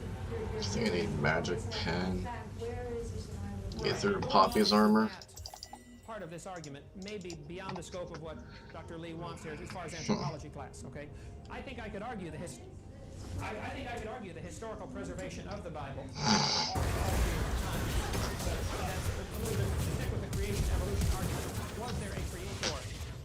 Was the world created? Has been slain. Is, you know, and whether if you want to argue the historical accuracy of the Bible, that's, I think, a different subject than the creation evolution argument. I don't base my belief in creation totally on the Bible. My belief that the world is not millions of years old is founded on scientific evidence. Let me give you just a little bit of it and let you analyze that. It is a fact that the world is spinning. I don't know too many folks who disagree with that. It is a fact the world spins about 1,046.6 miles an hour. Not too many folks disagree with that. It is also a fact that the world is slowing down. This year, 1994, we're going to have a leap second. You can call 1-900-410 time.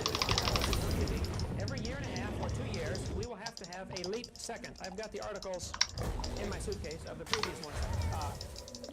January 1st, December 31st, New Year's Eve, 1990, was a leap second. Pray on this. December 31st of 90 was a leap second. June 30th of 92 was a leap second. It's Astronomy Magazine. You can look these dates up, and that's a fact. The Earth is slowing down. You're gonna get pinched. Jesus Christ, Poppy threw everything at me. About 1,000th of a second per day seems to be the reasonable average. Okay? If the world is slowing down, then obviously it used to be going faster. That's fairly reasonable. How much faster could it go before it would totally upset the ecological systems down here? Could the days and nights be 9 hours, like Jupiter? 9 hours, 55 minutes total? Because you said there was a 24-hour day that you in the creation is a little down. The same all the time, and it can't be slowing down. I think the hours would have been maybe 3.5 hours. That was supposed to be sarcastic. I'm not saying nice. No, I'm saying wasted every single ability just to get one kill.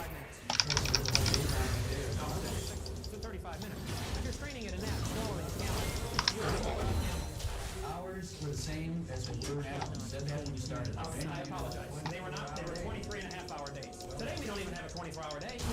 23 hours, 56 minutes, and 48 seconds. Okay. They were one day, one rotation of the Earth. If the world is billions of years old, the slowing spin of the Earth today indicates it can't be billions of years old. There's no possible way you can go back billions of years, adding 1,000th of a second per day. Now, whether it's linear or geometric, I don't know, but it does put some kind of time limit. It is a fact the world is slowing down. So for somebody to tell me the world is billions of years old, I'm dreaming. That's scientifically impossible. It cannot be true. So this theory ought to be rejected just on that basis alone. We'll give you a few more. Well, you don't know what the magic plan could be, so I'm saying We know that plants are very sensitive to daylight hours. you would have been on the other side of the created. So it's not a logical argument. You're assuming that So the plants evolved this time. They were able to. there weren't any plants in the very first place, and it wouldn't matter how fast. If it was a real hot mass in the first place, which I don't have to believe in, but the physics of it is pretty obvious. If it was a hot mass of goo at some point and then cooled down,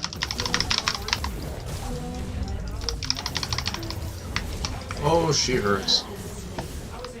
I would say the evidence that it was never a hot mass of goo is extremely strong. Physical evidence. I don't want to get into physical science on that. That's what I taught, physics, okay? Physical science. Let's cover just a few more. The Earth is slowing down. That's a fact. Thanks for giving her a kill. The moon goes around the Earth. Well, yeah, she was quite a bit ahead. Yeah, she's over. She's almost double your The moon is CS. receding. We are losing our moon. Astronomers will tell you the moon is getting further away by 2 to 3 inches You there? every year. An ally has been slain. It's leaving us. Well, if the moon is My mic keeps on working, or stops working. Say, your mic is really cutting in and out. You got a problem because the moon causes the Yeah, it stops working once in a while. I don't know why. Square law says if you have the distance, you quadruple the attraction. So, 30 or 40 million years ago, the tide would have drowned everything on the Earth. No, I am not a fan of it. 30 or 40 million. Not billions. You can't tell me dinosaurs were 70 million years ago when the tide would have destroyed the She feels quite weak, to say the least. Yes, ma'am. Well, are you assuming that the Earth is stationary? No, the Earth has always been spinning. Well, but if you're saying to go back and the moon would be farther to us, then are you assuming that the Earth is going to be in the orbit position as well? I mean, maybe the Earth is in. Well, as far as no, I'm saying the distance between the Earth and the Moon, as we waltz around the Sun, you know, it Ally has but been the distance slain. between them is increasing. Now, how do you interpret that fact?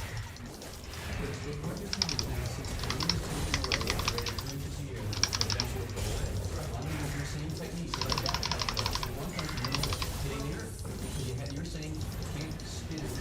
It has to be spinning in order to slow down. Well, in order to be moving away, it has to be at some position in the first place. It could never been in an orbit to move from. It have to be on the surface of the Earth. The same way with our temperature. If you go down in a coal mine, She keeps hitting me with every ability. QER. backwards like you're trying to do in this timeline, it'd be hot on the surface, and the moon would be sitting in the middle of Idaho somewhere like a big lump, and it would move out your way, away you go.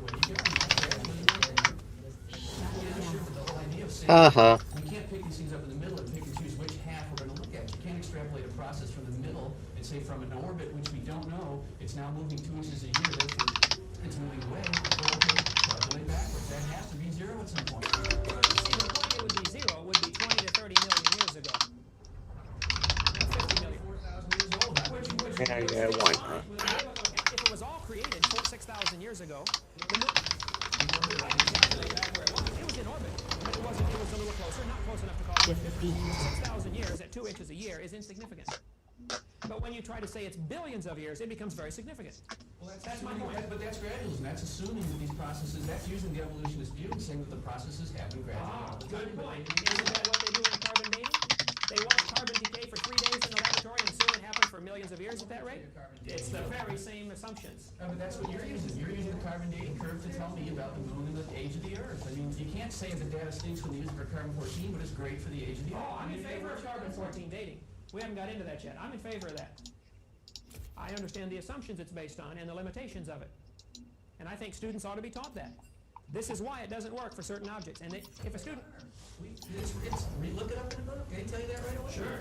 I taught high school. You ought to see what's in the high school books. It is not that way. Okay. Oh, man, what do you want in high school books? All right. Let's stick with this. You said...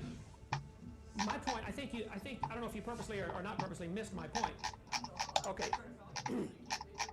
No, I'm trying to be consistent here. The moon is leaving us. That's a fact. If you interpret that back in time, it does put a time limit. Either the Earth had to be stuck to the moon, or it Yeah, was created already Nidley's not even on the miles. jungler tier list. It certainly doesn't Yeah, justify no, the she creation is point. not good. The fact that the moon is I moving only did fits 304 right into damage the that point. entire It was game. created this distance, it's now a little more, big deal. She is definitely Not not been moving good. exponentially though. I mean, that is. I mean, gradualism works. I mean, she's decent and high elo. Very well with a lot of things, but when you talk about the gravity, loss of gravity, if the Earth is slowing down, wouldn't the farther away the moon would get, the faster it would move? So possibly millions of years ago, it was not moving at 2 to 3 inches a year. It was maybe moving 2 to 3 inches per 100,000 years or 10,000 years. Yeah, that's why I mentioned, I don't know if it's a linear, line back, or geometric, or, logarithmic progression. You know the equations for gravity, and you know he's absolutely right, that as the farther you get away, the weaker the gravity, so it will move farther. As the farther it goes, it'll move faster. It'll move much more slowly when it's closer, and it could sit there for billions of years and move 100 millionth of an inch a year. As soon as it gets out there, wham, gravity starts to fade out it goes. That's perfectly consistent with laws of gravity. Get your calculator, I'm going to figure that out. You'll find out that it puts a time limit of way less than billions of years. It doesn't fit the evolutionist time scale of 4.6 billion years ago, and then life coming here 3 million years ago. Oh, it's you and I. Put in orbit 4.6 billion years ago. They claim they Oh ho. claim the moon was a capture, and they don't know the data. They're not going to use all the evidence. Evolutionists don't say that. I don't even believe them, but I know they're not saying that. Okay, I know the capture theory has been disproven mathematically numerous times. That's way... It's not moving out at the same rate all the time, and this I understand that, sure, the inverse square law. Right. which chunks of the math we're going to believe here. That's pretty shaky. No, I'm just saying these are some facts. The moon is leaving us. That's all I said. My interpretation of the fact, I did not put in the fact column. I said this is the fact. Today, as we observe it, it's moving. It's leaving. How you want to interpret that is up to you.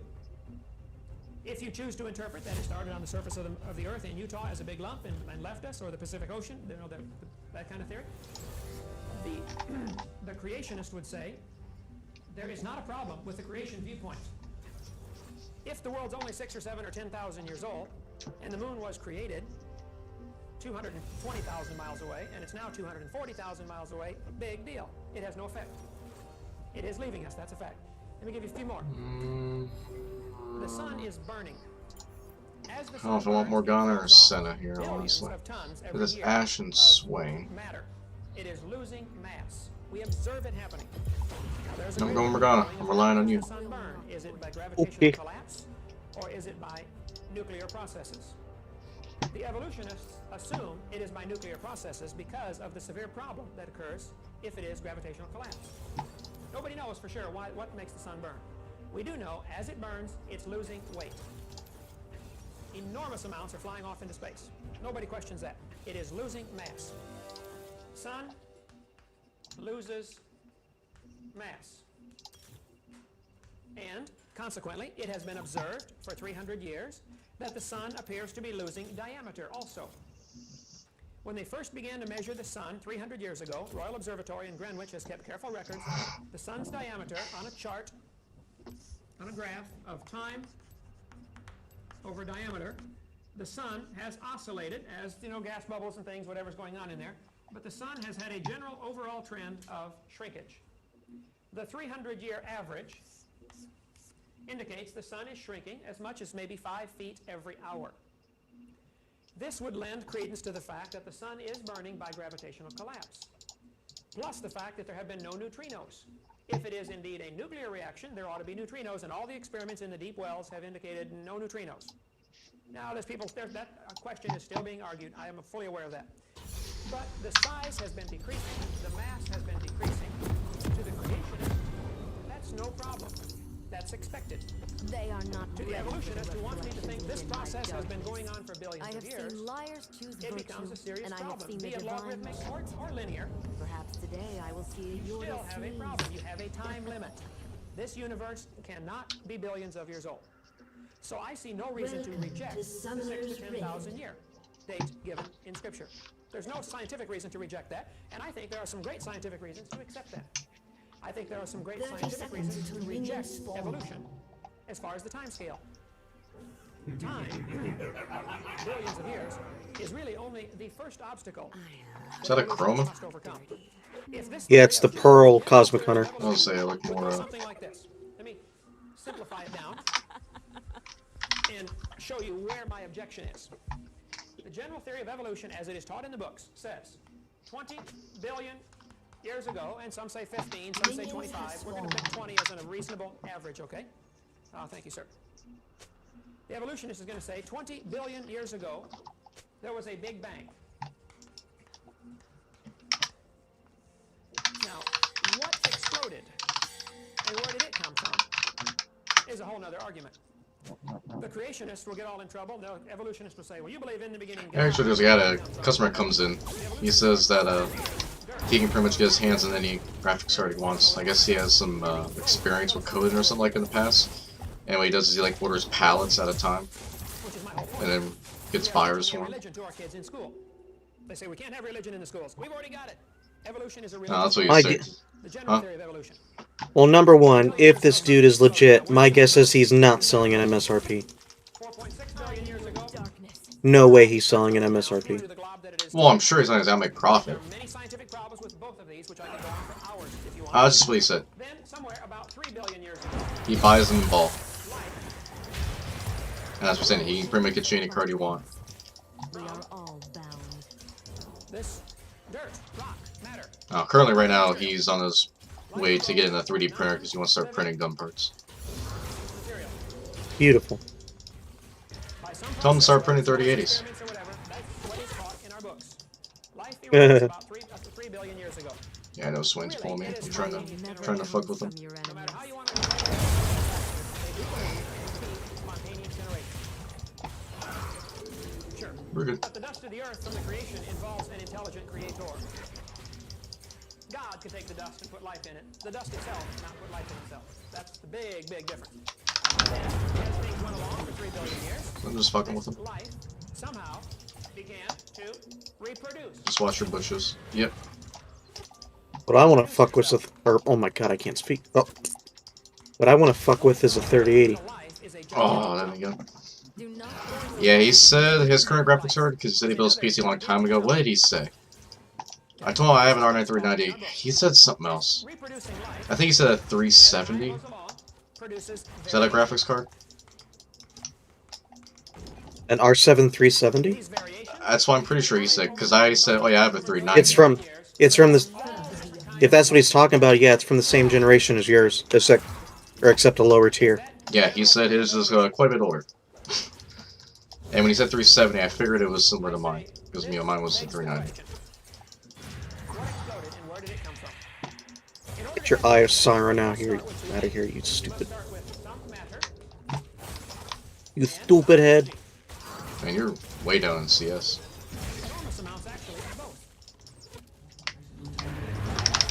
Stop it, bitch.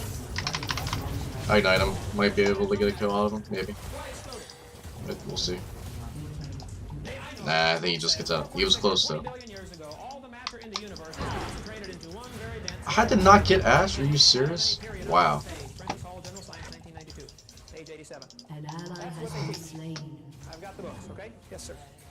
On the given tapes watched in here on the creation of the universe, everybody build up to the point of the very second where the universe was created, and they say they can tell what's happened up to hundredths of a second before or after it happened, and tell exactly what it was. They don't know.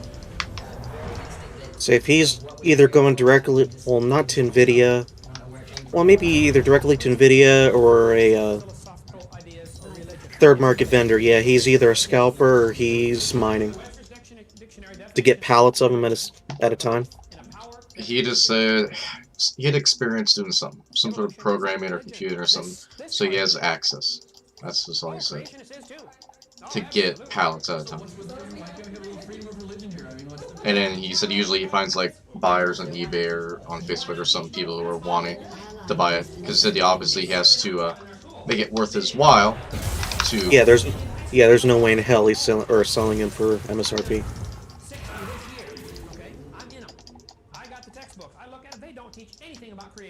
He said the first time he did this, he literally tanked his credit card, but that's because he already had buyers lined up and he was able to recoup his money. Oh yeah. Everybody and their mother wants an NVIDIA card right now. He didn't say when it was he did this though, because he was mentioned about wanting to upgrade his graphics card, or who did he say, for his son? He said there was someone he got a graphics card for, and I'm like, how did you get one in this market? And that's how we got to start talking about it. Swain has been sitting in the bush this entire game, by the way. Yep. Yeah, just ignore him. Just stay on this side, towards river. If you want to sit in the bush and waste your time, oop, we're being ganked. Back up. We're up there. I saw someone, and it wasn't Evelyn.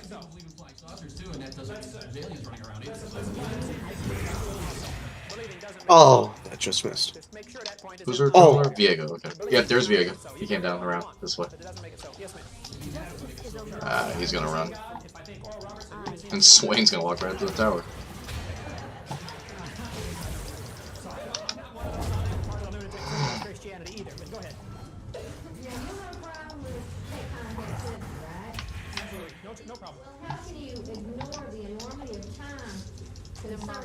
There it is. Oh, Viego's on me.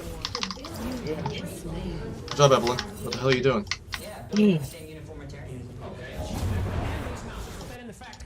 I thought we were gonna pinch him. Wait, what are we doing there, Evelyn? I thought that was the purpose. The fact that they exist and they are moving and earthquakes happen. Alaska had an earthquake where the ground went up 40 feet in 10 seconds. Tore houses right in half. Are you going to take that same uniformitarian assumption? If the ground can go up 40 feet in 10 seconds, all of life's colors. We should have mountains up to the moon. Obviously, there are catastrophes that alter the uniformitarian theory. I think this flood was that catastrophe. I think the mountains arose in a matter of a few months. I agree with tectonic activity, but the fact that the mountains can rise, the fact that we see earthquakes in Los Angeles where the ground shifts 7 feet, does not prove it has been going on for millions of years. It It might have all started 50 years ago. What's your torment? Or 500 years ago. You can't prove that part of it. You see my point? Yes, there is tectonic activity. I lived right by the Hayward Fault and the San Andreas Fault. I've been to Reelfoot Lake. I've studied all the major faults in America. Been there, looked at them. Top and bottom, Grand Canyon, Laurel Gorge, been there. But that doesn't prove it's been going on for millions of years. It might have all taken place just 400 years ago. Comparing something that rose 40 feet high to the Andes. Okay, I'm talking about a mountain I range shall that show them feel what it is is based to on fall. technology The enemy has been was a slain. gradual and continuous. And I'm not saying that I ignited them. I knew one of us would get mad. I didn't know who. I just need one of us to get him. Shadow is not as dark as one might think. I think 90% of the mountains, of the mountain height, was formed very rapidly. We saw that with Mount St. Helens. It lost 3,000 feet. Yeah, this Swain is very predictable. Gone, blown down into the valley. He's not a good Coast of support. Iceland. All of a sudden there's a volcano. Is all Mount I Paracutin have. down in Mexico. Oh, Ash is up here. Absolutely. There are cracks in the earth. The Bible says, at the time of the flood, Come get me, the bitch. fountains of the deep broke forth. Come get me, bitch. I think the earth cracked. Gotcha, and water bitch. came out from There the she crust, is. and hot water with normal water, and killed fish by the zillions in that area. Not all Oh. knowledge is a gift. That's why we have the Lompoc, California, No. 1,500 feet thick fish beds. To me, you think that 1,500 feet fish beds in Lompoc, California was uniformitarian? I'm saying that doesn't hit the fact. There we go. Finish him off. Ah, he healed. That's fine. We got flash and heal out of him. Or maybe I got her heal. I'm not sure whose heal it was. 1976 in Lompoc, California. Gang. Yeah, no, you're dead here. Thousands and thousands of layers of sediment all the way around it. Well, And yet for years, the we're gonna have a useless jungler or jungler. each layer is a different season. Yeah, there's nothing we can do about that. Whale, And my Q wasn't up to stop him. 50 layers to the inch. Never leaves you. Shut down. Obviously, those layers will be posited very rapidly. If you want documentation on that, I got it here on the table someplace. Alright, I'm going Leandry's. Usually I go Mandate, but I think I gotta go Leandry's this game. Those layers did not That movement in such as like in Alaska, that 40 feet, that's directly proportional to the inactivity that hasn't happened. What in the hell is everyone doing? She's just walking around Took a town. long time to build up. That punctuation of movement took a long time to build the strain. So that one severe movement may have taken 1,000 years to build up enough pressure to force that up. The mountains movement may have taken a million years. Oh, sure. Enough pressure to move that much, 30,000 feet or But you haven't proven that it didn't start just 4,400 years ago in the flood. I did not fall from grace. I Here, you can tie up some things. They're 1,200 feet from the existing ocean level, so we've got a lot of stuff like this. What I find is that I have to applaud you a lot, because all the anomalies, I'm not a creationist, but I'm always arguing with people about how You really think there's like Swain? Like, I know exactly what you're doing every time. Pretty much. Focus the Ash, focus the Ash. Damn it, she killed me. Yeah, no, Swain was tempting there, but need to focus the Ash. I just think it's just the Bible needing one more, straw in the mix, and maybe one more example of people trying to grasp. These mortal cycles begin anew. Oh, she flashed out at the last second. Yeah, next time I'm in a situation like, yeah, focus the Ash, because Swain's just gonna run. So that's a 2v1. I had Root up. I just couldn't let my Root because she stunned me. Well, not stunned me. Did she own me? I don't remember now. I prefer an I just couldn't stop her. Nearly all of the layers were deposited during that 1 year long flood. Edmund Hillary, 1953, climbed Mount Everest. First man that we know of to reach the top Mount Everest. He got to the 26,000 foot level. He had 3,000 feet to go. At 26,000 feet, he began finding seashells. a splintered shield that I will The entire shatter. top of Mount Everest is covered with seashells and clams. 3,000 feet thick on the tallest mountain in the world that we know of. K2, maybe a few feet higher or lower. People argue about that, but it's one of the tallest for sure. Probably the tallest. Why are there petrified seashells? Well, The creationist view would say, no problem. The Mount Everest wasn't there until after the flood. The Himalaya range rose, as the fountains of the deep were broken up. I'm talking global catastrophe. Really, the argument is between catastrophism and uniformitarianism. Unusual thing about these details, look at, I have boxes and And we traded. are petrified, and they're closed. When a clam dies, it opens up. Just let me finish one. His ult's stronger than mine. Mr. Hoban, do you want some more petrified clams? Turret I said, plating well, why? will soon He said they're 4 fall. feet thick in my backyard. He digs for post holes to put in a fence and finds petrified clams, 4 feet thick. You can find it, that's got to be about the most common fossil in the world. Cephalopods, closed. Now, the creationists would say, during this flood, the fountains of the deep broke up, there was thermal shock, animals were buried in mudslides, and the clams are already... Yeah, she hasn't been down and bought once. Clam beds are covered, and the only way you can get a fossil like that is to have him be buried alive. Why is Scion teleporting to bot?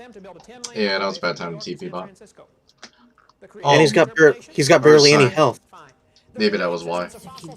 And he still died anyway. Fossils don't form unless they're buried. This is a brachiosaurus with toe bones. That might have been why, because he was about to die, but he just died anyway, so. The very existence of fossils, to me, is another scientific indication there was a disaster. How many buffalo were killed out west 100 years ago? Probably millions. How many fossilized? Nope, here goes on. Come on, Evelyn, smack him up. That these fossils we find are all from different periods, all along for millions of years. Animals die and leave their fossils behind. Animals don't leave their fossils behind when they die. I'm not gonna. Shit. Ugh. That's the way they fossilize. I think to support your view, or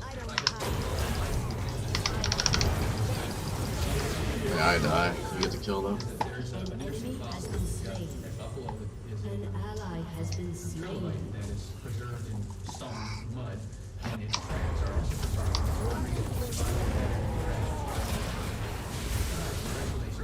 Well, Scion's dead. Stone. But this to me,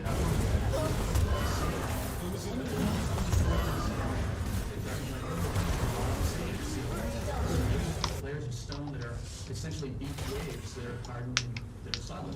Red Rock Hammer, Very quick. Denver, I've been there. Once I thought the air above That was stuff sweet. happens real fast. And the dinosaur footprints at Red I Rock find it are at a stunning. 45-degree angle. Okay, let's give the creationist. Sure, the creationist interpretation is it was flat land, the dinosaurs are fleeing the flood, they left their tracks behind. It took several months for that flood to kill everything. You get rising and lowering waters, and they leave their tracks, they get hardened. Somebody else leaves tracks, they get another layer. Eventually, the mountains lifted up, and today the tracks are at a 45-degree angle. There's no problem with that evidence as far as the creationist viewpoint. That fits. Now, both are theories. The anthropology, which is what this class is, we probably ought to stick a little more to that. Anthropology. We're off on all these philosophical rabbit trails. Run from your shadow! Anthropology, the philosophy of this man is progressing. We used to be more primitive. We used to be some kind of ape-like animal. There you go, Evelyn. Felt like you down here got And something. we went through these various I stages will of not Homo erectus, forsake Homo the habilis, land Homo that sapien, shaped etc. me. Nor I say all of that is baloney. I think after this flood, there's been a variety of people produced. Some maybe had Eskimos, for instance, living in climates where they're getting... Yeah, just doesn't go out far enough. But they're deficient in other vitamins. Different people in different climates tend to get certain deficiencies. Unusual traits would become pronounced. Indians have high cheekbones. Orientals have different colored skin. Blacks have a different colored skin. All have a common ancestor, I would say, Adam. Or, even after the flood, Noah's sons. I don't know who Noah's sons were married to as far as daughters. There may have been some diversity before the flood. And one of those daughters may have been considerably different to the flood, but there's no problem. They go for the pinch, Evelyn. I know, that's what I was waiting for her to do. Alright, you gotta do it from here, Evelyn. If I stay, I'll die. She's not gonna finish it. Nope, she couldn't finish it. And we're gonna get pinched if we don't get out. We like evolution because it gives us sexual freedom. There's no longer a creator that says thou shalt not commit adultery. That's why Thomas Huxley liked evolution. I don't know if that's why everybody likes it. No, I can't show you. I gotta help you. I'll say, yeah, we're... I was betrayed. we're gonna lose tower.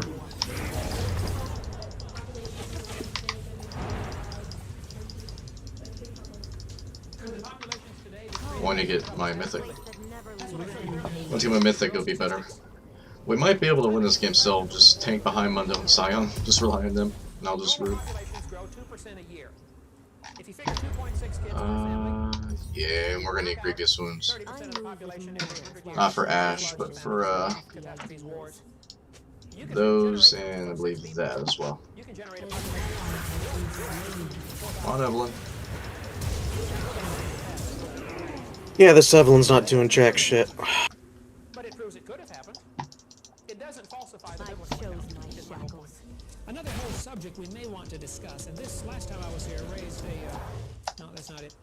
Raised a lot of eyebrows. What are the results of the worldview?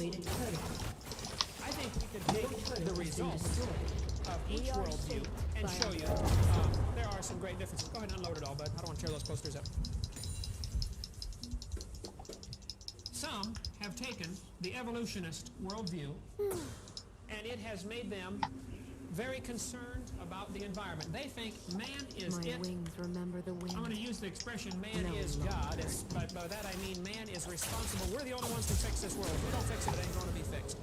Man is responsible. Man is the God of this world with a small g. And because of that, there has been a strong environmentalist movement. Drag fight. That we're not ready for. We're destroying our own environment. It's up to us. We got to fix it. Some have taken the evolutionist worldview to a much lower plane, like Adolf Hitler, and said, well, hey, if evolution is true, then the whites are... Yeah, we're not ready for a drag fight. Not at all.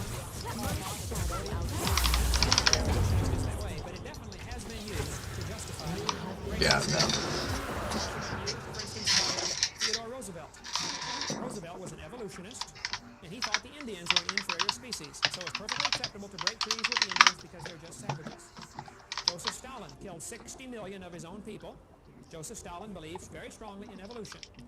I think I could point historically, without a problem, to the fact that the evolutionist worldview is responsible for communism. Without the evolutionist worldview, Karl Marx would not have done what he did. Karl Marx tried to dedicate his book to Charles Darwin. Go look at the title page. Kent Hovna just said that without evolution, or communism would not exist without evolution. Or whatever. It's a nice sentiment. Basically saying that communism, or evolution caused communism, basically what he was saying.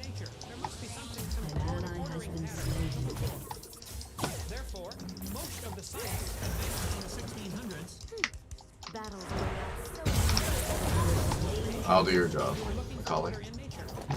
Or Evelyn.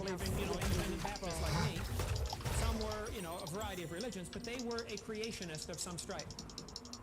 And they yeah, there's a jungle diff. There have been those in the name of Christianity that have done some horrible things.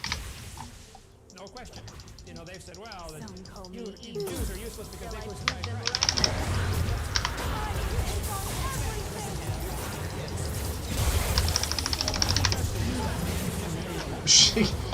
Man, she can't do anything. No creator, you're never going to have to answer to anybody's question. There is no judgment day. Then what results can you expect? I think we are seeing in our society today the direct result of the last 30 years of teaching evolution. Crime is rampant, violence is rampant, unwed birth rates, divorce rates are skyrocketing. Drug culture, I think much of that, now maybe not all of it, but the What am I too close to? He's trying to split push. He has Hullbreaker. The way Hullbreaker works, when he's alone, he gets his bonuses. Yeah, when no allied champions are nearby, you gain armor magic resistance. So Hullbreaker is meant for soloing lands.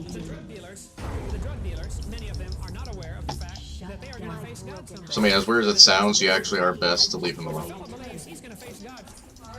We'll benefit from that.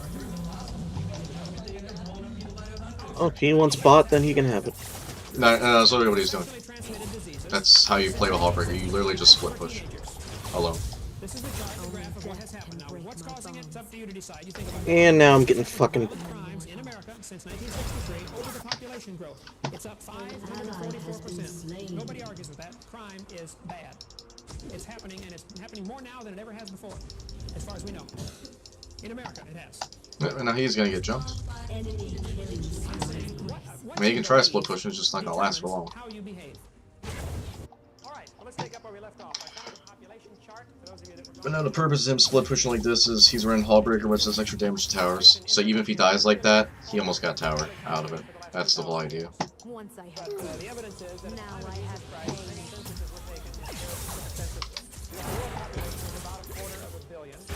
Oh, Mundo went down there. Good job, Mundo. of Genesis time. And you're welcome to take a look at this. Yes, sir. darkness reveals Is truth. that the census, are you just talking about the census proper, or did we extrapolate to take into account? Taking into account the rest of the world, yeah, most of the population encyclopedias will say world population was about 250 million at that time. And he's going bot again. That's that's what Scion does. Well, at least this Scion. You don't always run Hullbreaker on Scion. That's what he's choosing to do.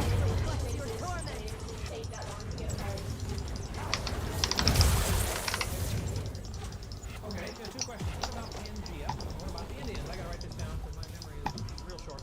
Not all light is a good. Ah, shit. Pangea and Indian. Indians in America, right? Your team has destroyed It is a fact. So you're gonna be running right into him.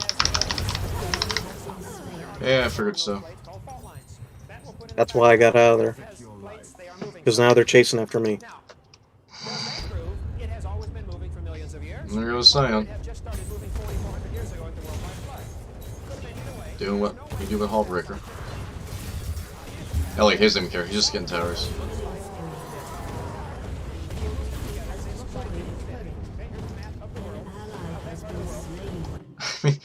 I mean, it's working. Africa have a similar continental shape. Nobody argues with that. I have enjoyed worse. Does that prove they ever were? Kind of seems retarded, but it's working. This building would fit with the library if you moved them next to each other, but it doesn't prove they broke apart 80 million years ago, right? That is not evidence at all. Pangea is very. Where's everyone's dead? Evidence. Supposed to say, where's that The one? other Do thing they not don't take into conflate account. darkness with So they're evil. moving. An Well, maybe enemy they has started been 2,000 slain. miles apart, and after the flood, they've moved, 50 miles in the last 400 years. Also, Holy shit, I stole that. there's dirt under there. Okay? The continent I didn't think I'd actually steal floating that. on a pond. Betrayal There is a never solid crust comes to this from earth that the goes under the ocean also. So, they don't just move around that easily. I didn't even know my Q works against drags, honestly. That's just leftover movement from the flood 4,400 years ago. And the earth is still experiencing a little bit of shifting, and some mountains are still going up, and there are still I earthquakes don't and hide volcanoes. enemy But that's rampage. leftover remnants of this disaster from 4,400 years ago. It is also a fact that the oceans have two distinct parts to them. We have what's called the deep part of the ocean, 15,000 feet average. And then all around the continent, a cross-section of the... Imagine this in your mind. What you doing there, partner? Pushed up a little too far, I'd say.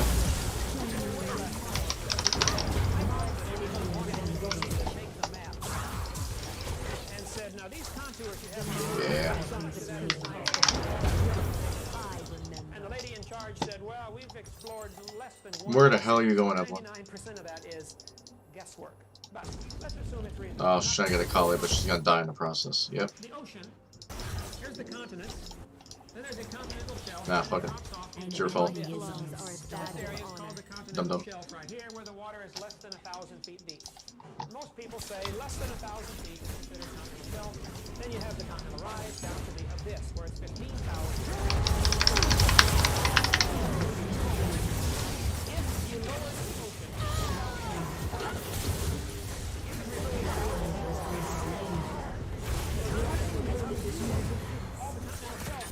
Look at Scion go. He just got Miss Viega, but damn. the mainland. The English Channel would just be a valley you would walk across.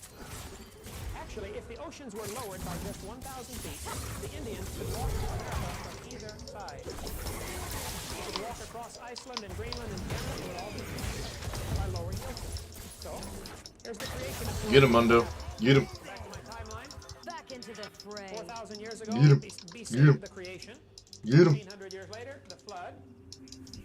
After the flood, Sad thing is, he was moving a little too fast for the rest of us, so we're too far all the way behind to down help him. to Kansas City, Missouri. If you trap that Yeah, there he in a goes. form of ice, Oh, no, she got a kill. Has been slain. Distinguishes with her so for lofty the first couple of ideals. hundred years after the flood, the people were able to walk literally any place in the world. As the languages, after the Tower of Babel incident in the Bible, when the languages were created, the people broke up into their small inbreeding groups and they traveled any place they felt like traveling. You could walk to Australia.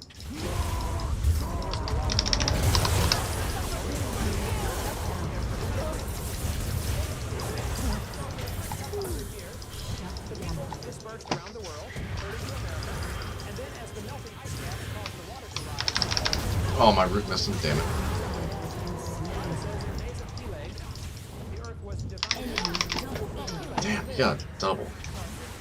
Peleg was born 100 years after the flood. He lived 139 years. During Peleg's time, the Bible says the earth was divided. I think that means a couple of things. I think that's when the earth was divided up into the different languages and consequently nationalities. I think the people that were in these small inbreeding groups developed unusual traits.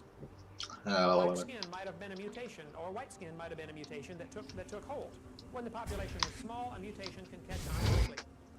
I don't have any problems with mutations. I don't have any problems with natural selection.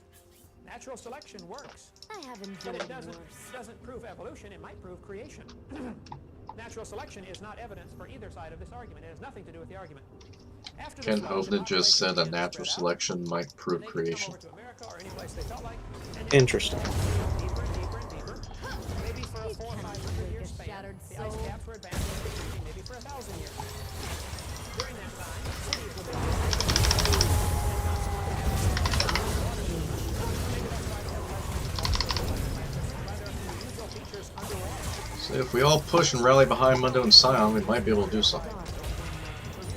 As well as if they go in, we gotta follow with them. The consequences of the global changes, the climate changes, would cause a rising and lowering of the ocean, I think, pretty dramatically. So, a long answer to a short question.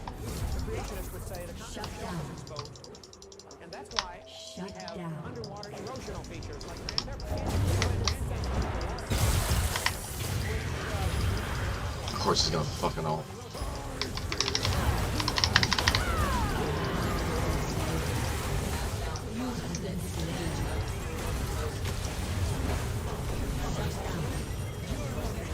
Get Viego. Damn it.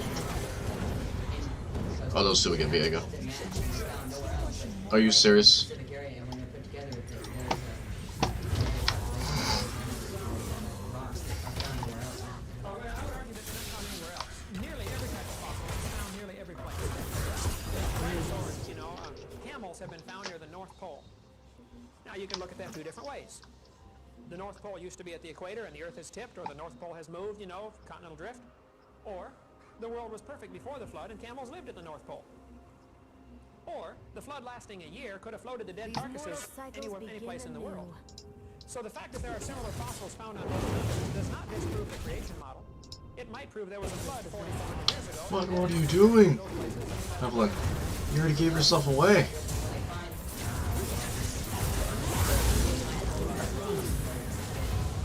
Oh, she got it. Okay, good shit. And she got Viego.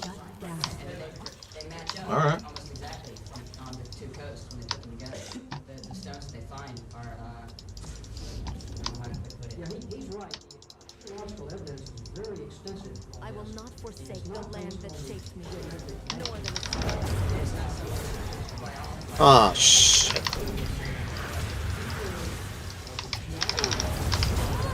Oh, we got sign here. We're okay. Ah, damn. He just got you before you can stop him. See these cocksuckers on the other side? I know, everything's a diff. If you would look at the actual maps that have been made of the My magnetic sister lines out in the cauterized ocean, her wound in holy they are fire. nowhere close to what appears by the time it gets into the textbooks.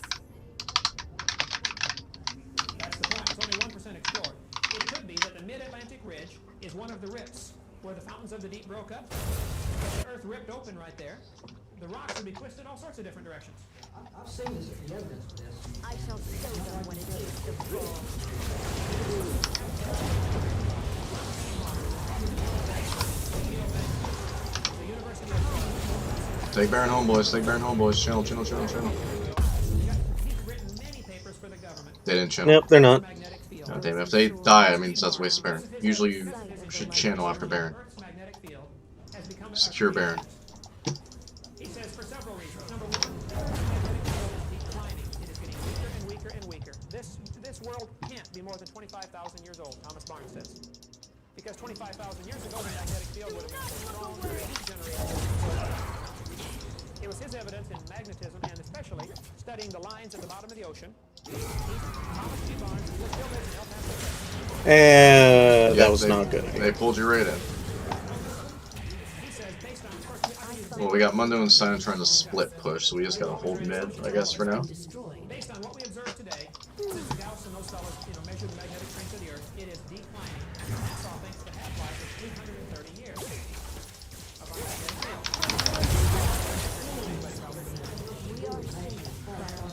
Now we're good. Mundo's pushing in top. Yep, they're channeling now.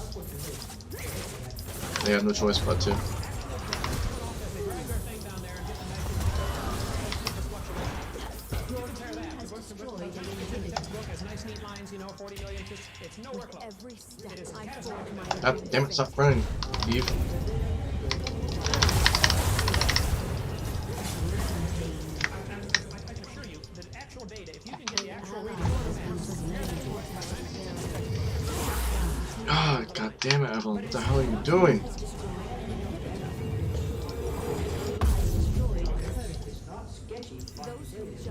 Akalia's running there somewhere.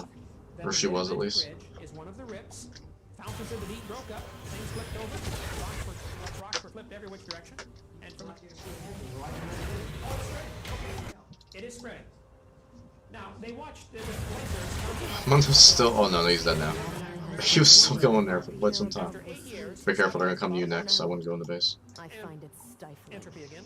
Yep, there is Camille. After 8 years, There they are. watched for continental drift in the mid-Atlantic. It's also the fact that we have such a lack of vision. But they said, well, because of atmospheric, Yep, just get out. Get out. atmospheric distortion, there may have been We don't fight without. Ah, shit. Yeah, we don't fight without these two. because of allowance of error. So they interpreted that the continents are moving 3 centimeters a year or something like that, and they may be. I'm not arguing that. There's no real positive proof that they are, at least the mid-Atlantic Ridge. We see the vents down there and things like that. There's no question about water vents, and there seems to be new material forming down there. But again, that doesn't disprove the idea of a flood 4,400 years ago. If the fountains of the deep broke up, the Looks like they're set up for drag already. and crashing in someplace else lift up the Himalayas. Read the books on evolution. It talks about the Why does that for India drag so crashing into soon? Asia, raising the Himalayas. They use the same terminology. I walk so But I can it feel all could have happened in a fraction few of years. the It doesn't have to take millions or hundreds of millions of years. But that's my point. Both are interpretations. Both are really religious worldviews. Unsupported by the hard Oh, I facts. meant to get up to you, not me. Oh well. And the argument is, hey, we can't teach religion in the schools. Can I keep coming back? We already are.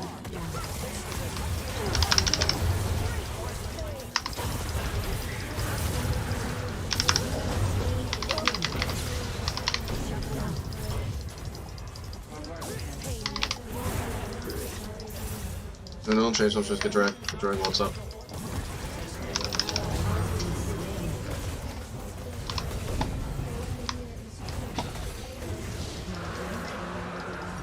Okay, here I got it right here in my pocket.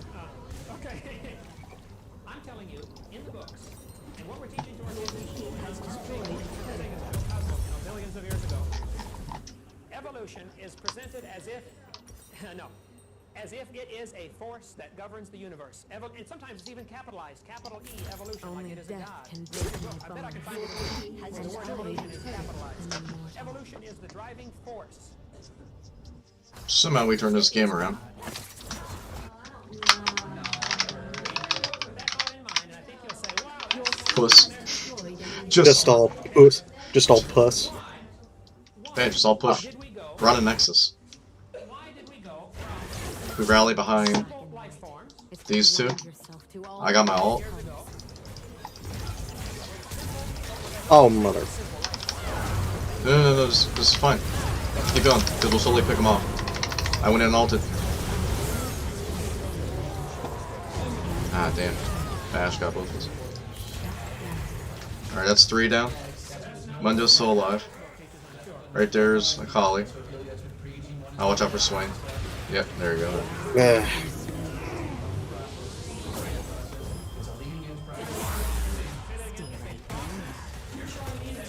You're telling me that animals in the laboratory have been changed into something.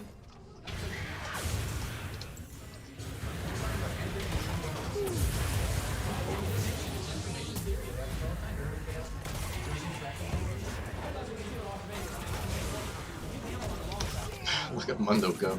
He's so goddamn tanky. If the chances are 1 in 10 million of flipping heads 5,000 times in a row, if that proves it's happened that way. Back into that fray. They're holding well. Uh-oh. Mundo's going big boy. Look at him. They can't stop him. Oh shit, they have to respond me. An ally Hold on for another 30. Man, Mundo's still alive.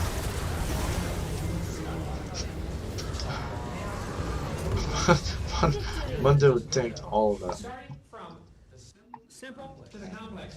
You're still complaining about a gap. So I'll play another one. I think you are dreaming. Fine, I think you're dreaming when you dream about God. So are you. You got a ghost story going on here with supernatural beings pulling puppet strings. It's crazy. You have this mysterious process that is going from simple to complex. It's well defined. Get information on it, because obviously we're not getting any further right now. Okay. We'll get your Get information. information on that. Yes, sir. I just have a question. I mean, I know there's no Solwyn? provable Oh. evidence of this. I just want to know if the evolutionist theory of the creation of the Solwyn? world is that it came from a single dense atom of energy. Well, the creationist What? theory is it came from God. God created it. Where did God come from? Or is there anybody? You ain't else? leaving Margaret, boys. Has he just always been existing in a void, or what happened before he created it? Was there something else? Good question. Where did God come from? That is going to be unanswerable from our perspective here on Earth. The Sitchin's work with Genesis Revisited about where the creator came from. You read the book? Well, see, the reason they believed that is because they had not heard me speak. If they had been to my seminars, I would have said. That means that the Bible has been generated from. I disagree with that, but that goes in back to how we got our Bible. Give me a question one more time. Give me back on track. You want to know? Yeah, where did God come from? And is there anybody that has any theory now? I mean, it's so feasible. There is no proof of that either way, but let me give you an analogy. I taught geometry, science, and mathematics for years. In geometry, in plane geometry, you deal with just flat substances. Let's suppose we have two people, Mr. Flat and Mrs. Flat. Okay? Here they are, Mr. Flat and Mrs. Flat. They live in flatland, the chalkboard. They have no comprehension of the third dimension, right? All they see, actually, you and I, as three-dimensional beings, you can see 2 dimensions, width and height, and you understand depth, but you don't really see depth in the strict sense of the term. You could take a picture of what you're looking at, and it would be flat, but you would still perceive the depth in it. Third dimension is really something we perceive, but don't really see it. If I can get the difference across. Mr. Flat would see Mrs. Flat as a straight line. He could walk around and understand that she is indeed a rectangle. But he only sees her as a straight line. He walks around and says, oh, she's a rectangle, okay? Suppose I, as a three-dimensional being, would like to get them to understand me. You can't put a three-dimensional object into 2 dimensions. So I stick my finger through the chalkboard. Mr. Flat comes over and says, I've seen him, he's a circle. Right? The cross-section of my finger. Over here, I put 3 fingers through the chalkboard. Mrs. Flat comes over, she says, oh no, honey, I've seen him, he's 3 circles. Both have a very, very limited, small view of what I am. Both are right and wrong at the same time. There's no possible way I'm going to explain a 3-dimensional being to a 2-dimensional being. Cannot be done. But yet I have the capacity of being closer to them than they could be to each other. And they're not even aware of my presence. Because I'm just barely into the next dimension. Right? I think God is not limited to our 3 dimensions that we have, length, width, and height. Or maybe time, and maybe there's other dimensions. I think the God that I envision is beyond all of this nature. He created it. The guy who designed the car, or the computer, or the calculator, is above and beyond and smarter than and outside of his creation. He's not affected by it. He has to be smarter than the watch. He made the watch, right? I think the Creator is not part of this creation in the pantheist sense. I mean, God, you don't go hug the trees because this God is the tree and God is the rock and God is the flower. That's a very limited pantheistic view of God. The God that I have is outside of his creation. If he wants to come down and walk on the water or raise the dead, he made the whole thing. He can do absolutely anything, totally unlimited. That is the Christian God, that he says, okay, poof, there's the world. So in a scientific way, you're saying possibly could exist in a fourth dimension that we just can't perceive at all. There's radio waves coming through this room right now. You can't feel them or taste them or touch them, but you could, if you had an instrument to pick them up, you could pick them up, right? A radio. A lot of things we can't see that we know exist. I would say that, though that's a crude analogy, I know God this I talk with him. Oh, good lord. This ADC, this is their this is their second game ever. ADC. I am now going to heaven, not because I'm good, but because I've been forgiven. It'll go well. And anybody can have that. Yeah, I think you can run some of this guy. I'm gonna hope. The people rejected God's authority, decided they wanted their own will. God says, no, I still want you. Some want him, some don't. Most don't. And God's the boss. He's going to take care of all that. His judgment day will come, and God will straighten it all out. But until then, I've never seen him. But I'm going to serve him and worship him. I don't have to. I'm 41 years old. I can go do what I want. I think one thing you ought to consider about us is quite a few of us are devout Christians. We practice our religion as well as you do. And we find it completely compatible with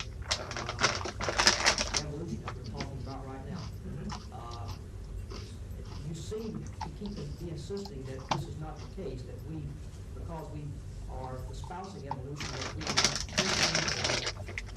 something like to put on the board while ago, they're associated with communists and Nazis.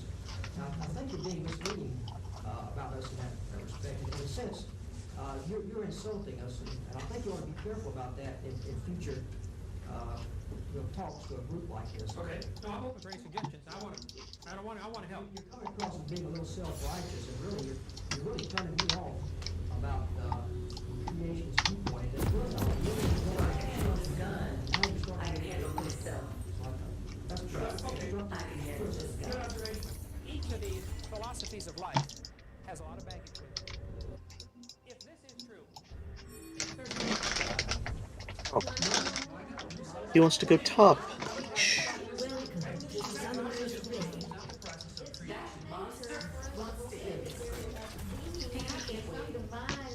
Something to answer the question, 30 seconds of there's no problem with that. It shouldn't be a problem for us to try to find our own answers.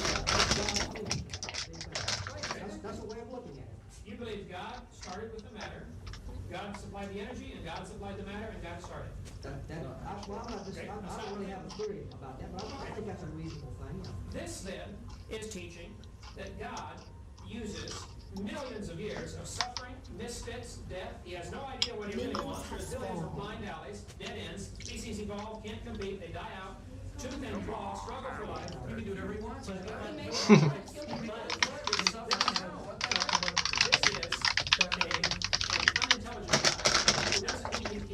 Yeah, no one plays Olaf. Olaf's not a good shit.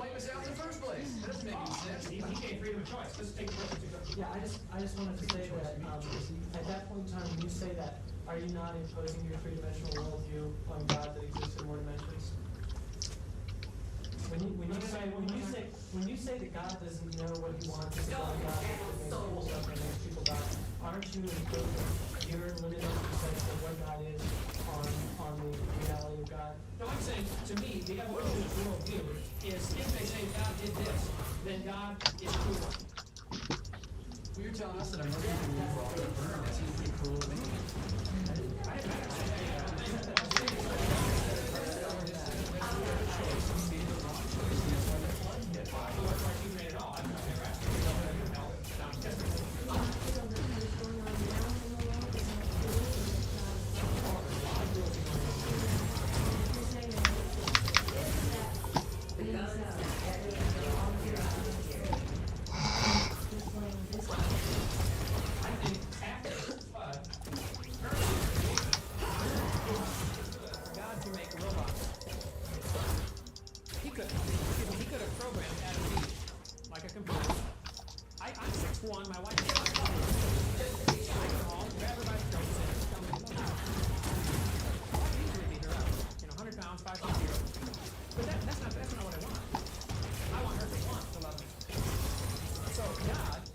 creatures, this creation, free of choice. God said, Adam, here's the rule. Do this, beautiful world, got everything for you. I just want you to do it. If there was no choice, if there was nothing to choose between, then it's really a choice. Then when man sinned, God right away started a program to buy back his creation. To take it. Perfect. Just the God that I worship. Absolutely perfect. He cannot tolerate sin. Everything must be fixed. We don't our justice system doesn't go free. There's something in man that wants justice done. Somebody murders somebody in your family, you want to see some justice done. That's just part of human nature. We want justice. I think that's part of our shady image of God that we still have. We like things to be fair and just. God created it, they sinned. God says, I'll pay for it if you'll let me. I'll die on the cross. My blood will shed. I will pay for your sins if you'll accept me. Some don't want to. And I've already been part of an attempted gank once already. More and more problems in this world. More and more violence, more and more anger because people have rejected God, the God of the Bible. I think the cruelty that's going on here is man to man and caused by man. The evolutionists say there was billions of years of cruelty before man ever got here. When the simple life forms evolved, did they have to compete? Did they have to kill each other to get ahead? Was there struggle for life? Was there death? There is now, right? Has this been going on for years before man got here? That's the evolution of worldview. That man came on the scene, sometimes during the man, whoever it may be, along in here.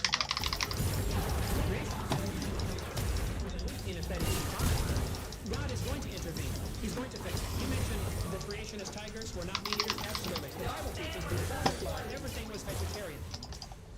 It was not until after the curse when man sinned, or really it was in Genesis chapter 9, Genesis 9:3, the Bible says God told Noah, now you can eat meat. Man was initially told in Genesis 1:29-30, the land section was seed.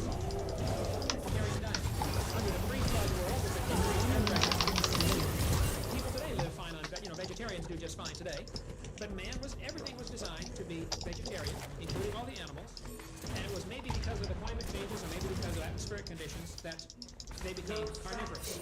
As far as venom for the snakes, the University of Oklahoma has done intensive research on snake venom.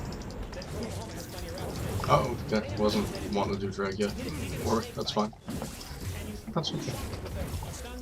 That's okay. We'll find. Yeah, I don't know if I was really wanting to do dragon yet. Be careful, Kane might be coming down there. Yeah, that's why I wasn't so keen on yet. He just flowered us. So I wasn't so keen on doing dragon just yet. Yep, he's already here.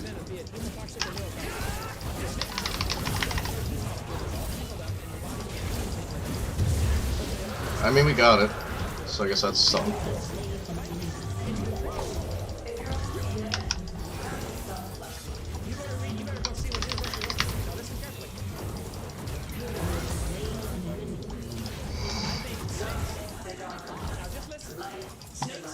Snakes have very sensitive heat organs. They can sense 1/1000. Well, I'm quite impressed.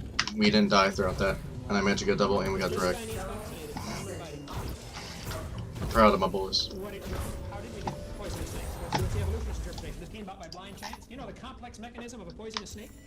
There's a zillion things have to evolve simultaneously. It uses its mouth to eat its prey. It can control it. And that all just happened by chance? I'm not talking about That's what you believe, though. Yeah, but you're saying these very complex. Okay, but the evolutionist says these very complex systems that we have. For instance, the human eye. A billion things have to be right to make it work, and only one thing has to be wrong to make it not work. That came about by chance over millions of years. The process of trial and error, basically. Here we are back to this process. Now, this is the mysterious process that I keep referring to. This is God. Evolution is a process, and evolution is given all of the attributes of God. This mysterious process is able to create complex things from simple things. This mysterious process called evolution with a capital E is capable There you go, Ola. Okay. I don't care if you want to admit it or not. You check me out. This is your God. A process. Somebody else have a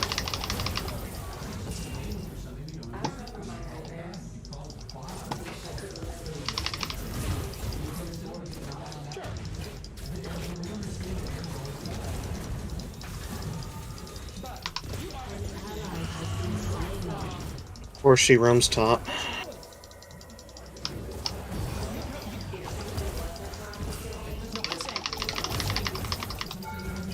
Ah, cancel my auto.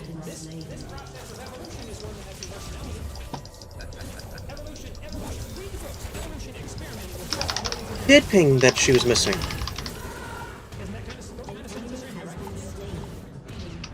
attribution of evolution is multiple beings or animals on Earth that have changed and caused a group difference. And the difference in God is it is one being putting its processes down on multiple beings and creating, not because of evolving. Occurrence happens with what happens. Maybe we just analyze to evolve because And you took Olaf. some other capacity, and not because something else wanted it. Because these beings Olaf's just not a good champ. He just isn't. They didn't know, it's just chemically, biologically. It had to happen for them. You're back to your magic process. It doesn't say that it because if this is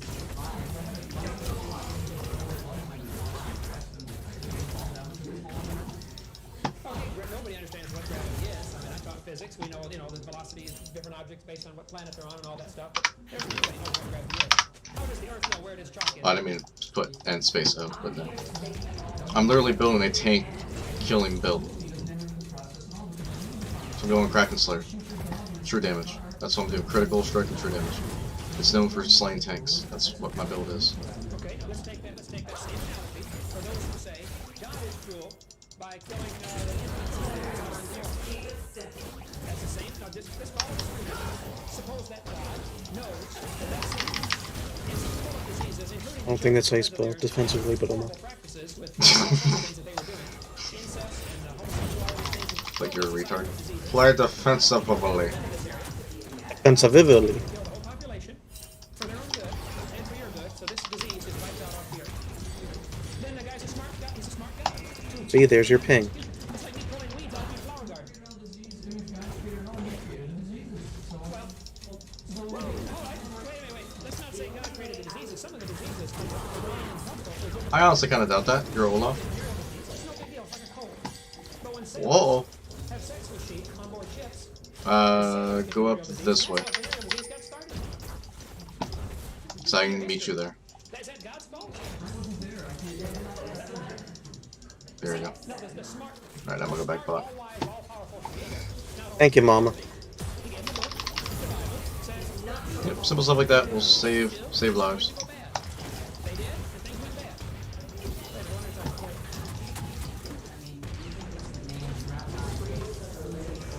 That's one example. Oh, Tristana, you're retarded.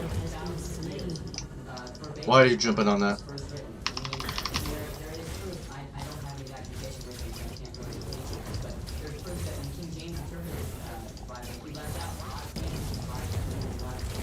So yeah, if you're not having a good match, stick to your turret and just try not to feed. should be taken so literally when it's been interpreted by so many different people.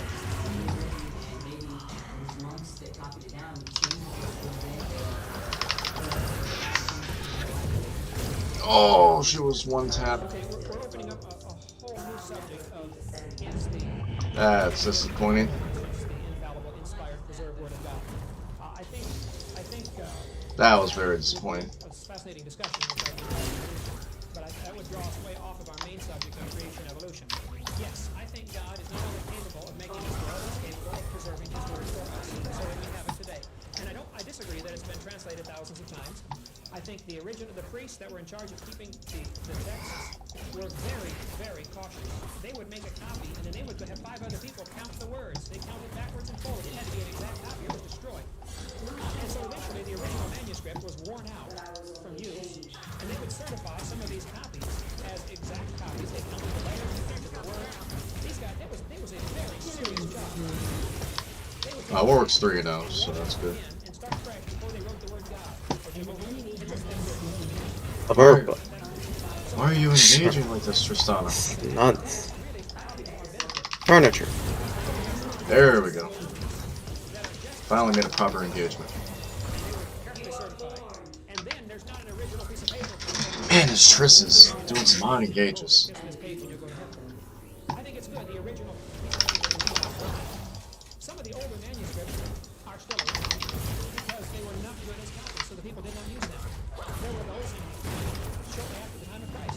pervert the message, try to make little changes to get their doctrine in there. Well, the church said, forget that. And therefore, that one survived because it never got used. There are 5,000 or 6,000. Turret plating will soon of fall. the Greek New Testament. They're desperate for my ass. Yeah, they've been. Looks like mid and jungle and they're running around. The Alexandrian manuscripts, there's only a few hundred of those. But they're accepted. But the reason they're older and the reason they still survive is because the early church fathers knew this is not correct, this is not corrupted. If there is a God and there is a devil, it would be smart for the devil to try to do that very thing. Careful, Warwick. You got King right behind you. To start 50,000 religions and get people confused. Yep. Watch your colleagues coming by. Why are you challenging? No. No. No.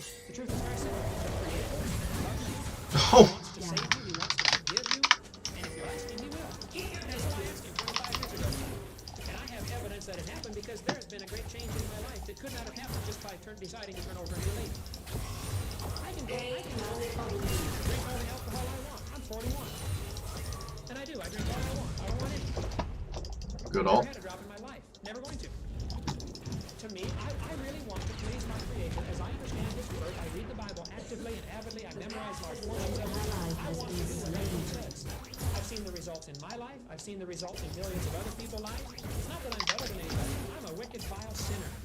I deserve God's judgment. But Jesus Christ took it for me. I'm going to heaven, but it's not because I'm good or better than anybody else. It's because I've been forgiven. And I would like to thank you. Keep up, Tris. Oh, I missed in my ult. Damn it. Oh well, she still got the kill on it, so I'll call that worth it. Come on, get her. Got her. Got them both. Excellent. They both tried to tower dive me at the same time. Oh, what? Oh, how did that kill me? Damn. I managed to make it back to tower, and tower got them both. Because there was great prosperity. I may have to be a bitch. Machines. I mean, people have time on their hands. You don't have to work 6 days to build a shirt. You can do it in 10 minutes now in your room, you know. I think, yeah, I go to collector next here. All kinds of vices and sins. Say their desperation for me came back to bite them. Racism. You know, America still had slavery. Charles Darwin's book came out in 1859. Nah, let's go against you, Ridgeblade here. Nations felt they were superior, and they were colonizing these third world countries. Belgium took over countries. The sun never sets on the English Empire. The evolution as a worldview, as a philosophy of life, caught on in the 1800s, not because there was evidence against creation, but because it was a way to justify the cruelty and suffering.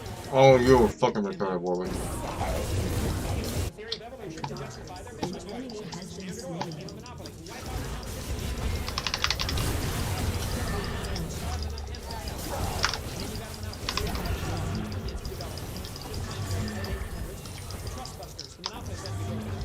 The philosophy of evolution was driving some of these people.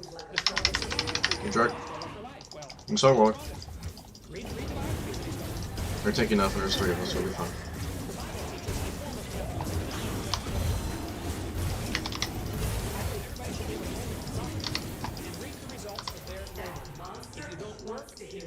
I didn't get a calling. That's God's welfare program. Now, if I make money and I would like to give my money to somebody else, that's my prerogative. I was like, was gonna be a pinch of collie here? She's on her own. I was about to say. I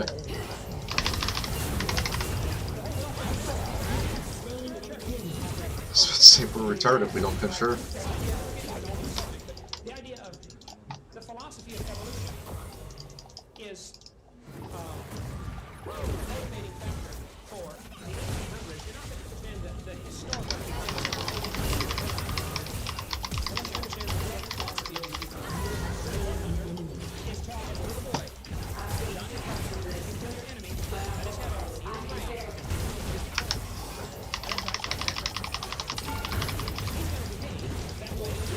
Ah, damn. Everybody behaves based on their belief pattern. If you believe you're going to face God someday, if you believe the Bible is true, and you believe it's wrong to commit adultery, it's wrong to have premarital sex, if you believe the Bible teaches that which is wrong, then you're more likely to behave that way. So what you believe determines how you behave. And many of the social questions that we argue about today are really back to this argument, creation and evolution. Let's take abortion, for example. Would abortion be right or wrong? Well, before you answer that, if you believe evolution is the way that we got here, you're more likely to say abortion is fine, it's acceptable means of population control or whatever you want.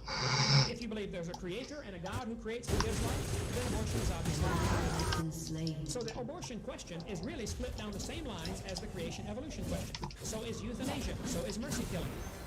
The creationist and evolutionist worldviews are philosophies of life. They really undergird your whole thinking process, your attitude about many things, your reaction to things is based upon your basic philosophy of life, which is going to be one of these two in some form or another. There are a variety of evolutionists. There are some who say Why are you down here? Because my lane's open. But their philosophy of life would be, I think, Hi, baby. different than my philosophy of life, which says the Bible is literally true and to be obeyed, to be read. I mean, would you rather me push by myself or wait until we have a team? No, I just don't know why you're down here. Go back to your home. Oh, okay. I just didn't know why you're down here.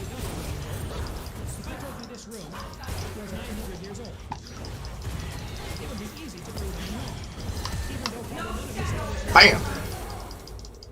Bitch. You can prove that it's not 900 years old because there's electricity built into the walls. They didn't have electricity 200 years ago. So you could then falsify. Yeah, this Triss has not been doing very well. 900 years old. That's easy to falsify. I think it's easy to falsify. I mean, she could have killed herself. Of evolution. I think it is also easy to falsify the idea that life comes from non. I'm always looking at my mythic. Or my next time. I'm only 50 gold away. I'll literally leave and grab that as soon as I get out of the lane. No way out of that corner. You have to believe that dirt became life at some point. And yet it's never been observed. It's been tried in the laboratory. Last time I was here, one of the students said, well, Mr. Hovind, what would you say if scientists could create life in the laboratory? And I said, that would prove it takes intelligence to make life. Which is what the creationist has been saying all along. Dominating. Even if Miller did make life, and he did not, all he made was a few simple amino acids, and he got some right-handed and some left-handed, equal number of each. And life is all one way, not both ways. And amino acid is a far cry from life. The analogy, the difference between an amino acid that Miller made, amino acid. The difference between that and life is An enemy has been slain. orders of magnitude. If I drop toothpicks on the floor, I didn't mean to hit that. I may accidentally form a letter of the alphabet. That is. Oh, Jake's about to have a bad day. I would probably make a letter A someplace out of that pile. What are the chances You of walled her in too. developing an entire word? Trying to get better with using that wall offensively Let's drop billions. instead of defensively all the time. That's what I did when I was playing her top. I was using it offensively.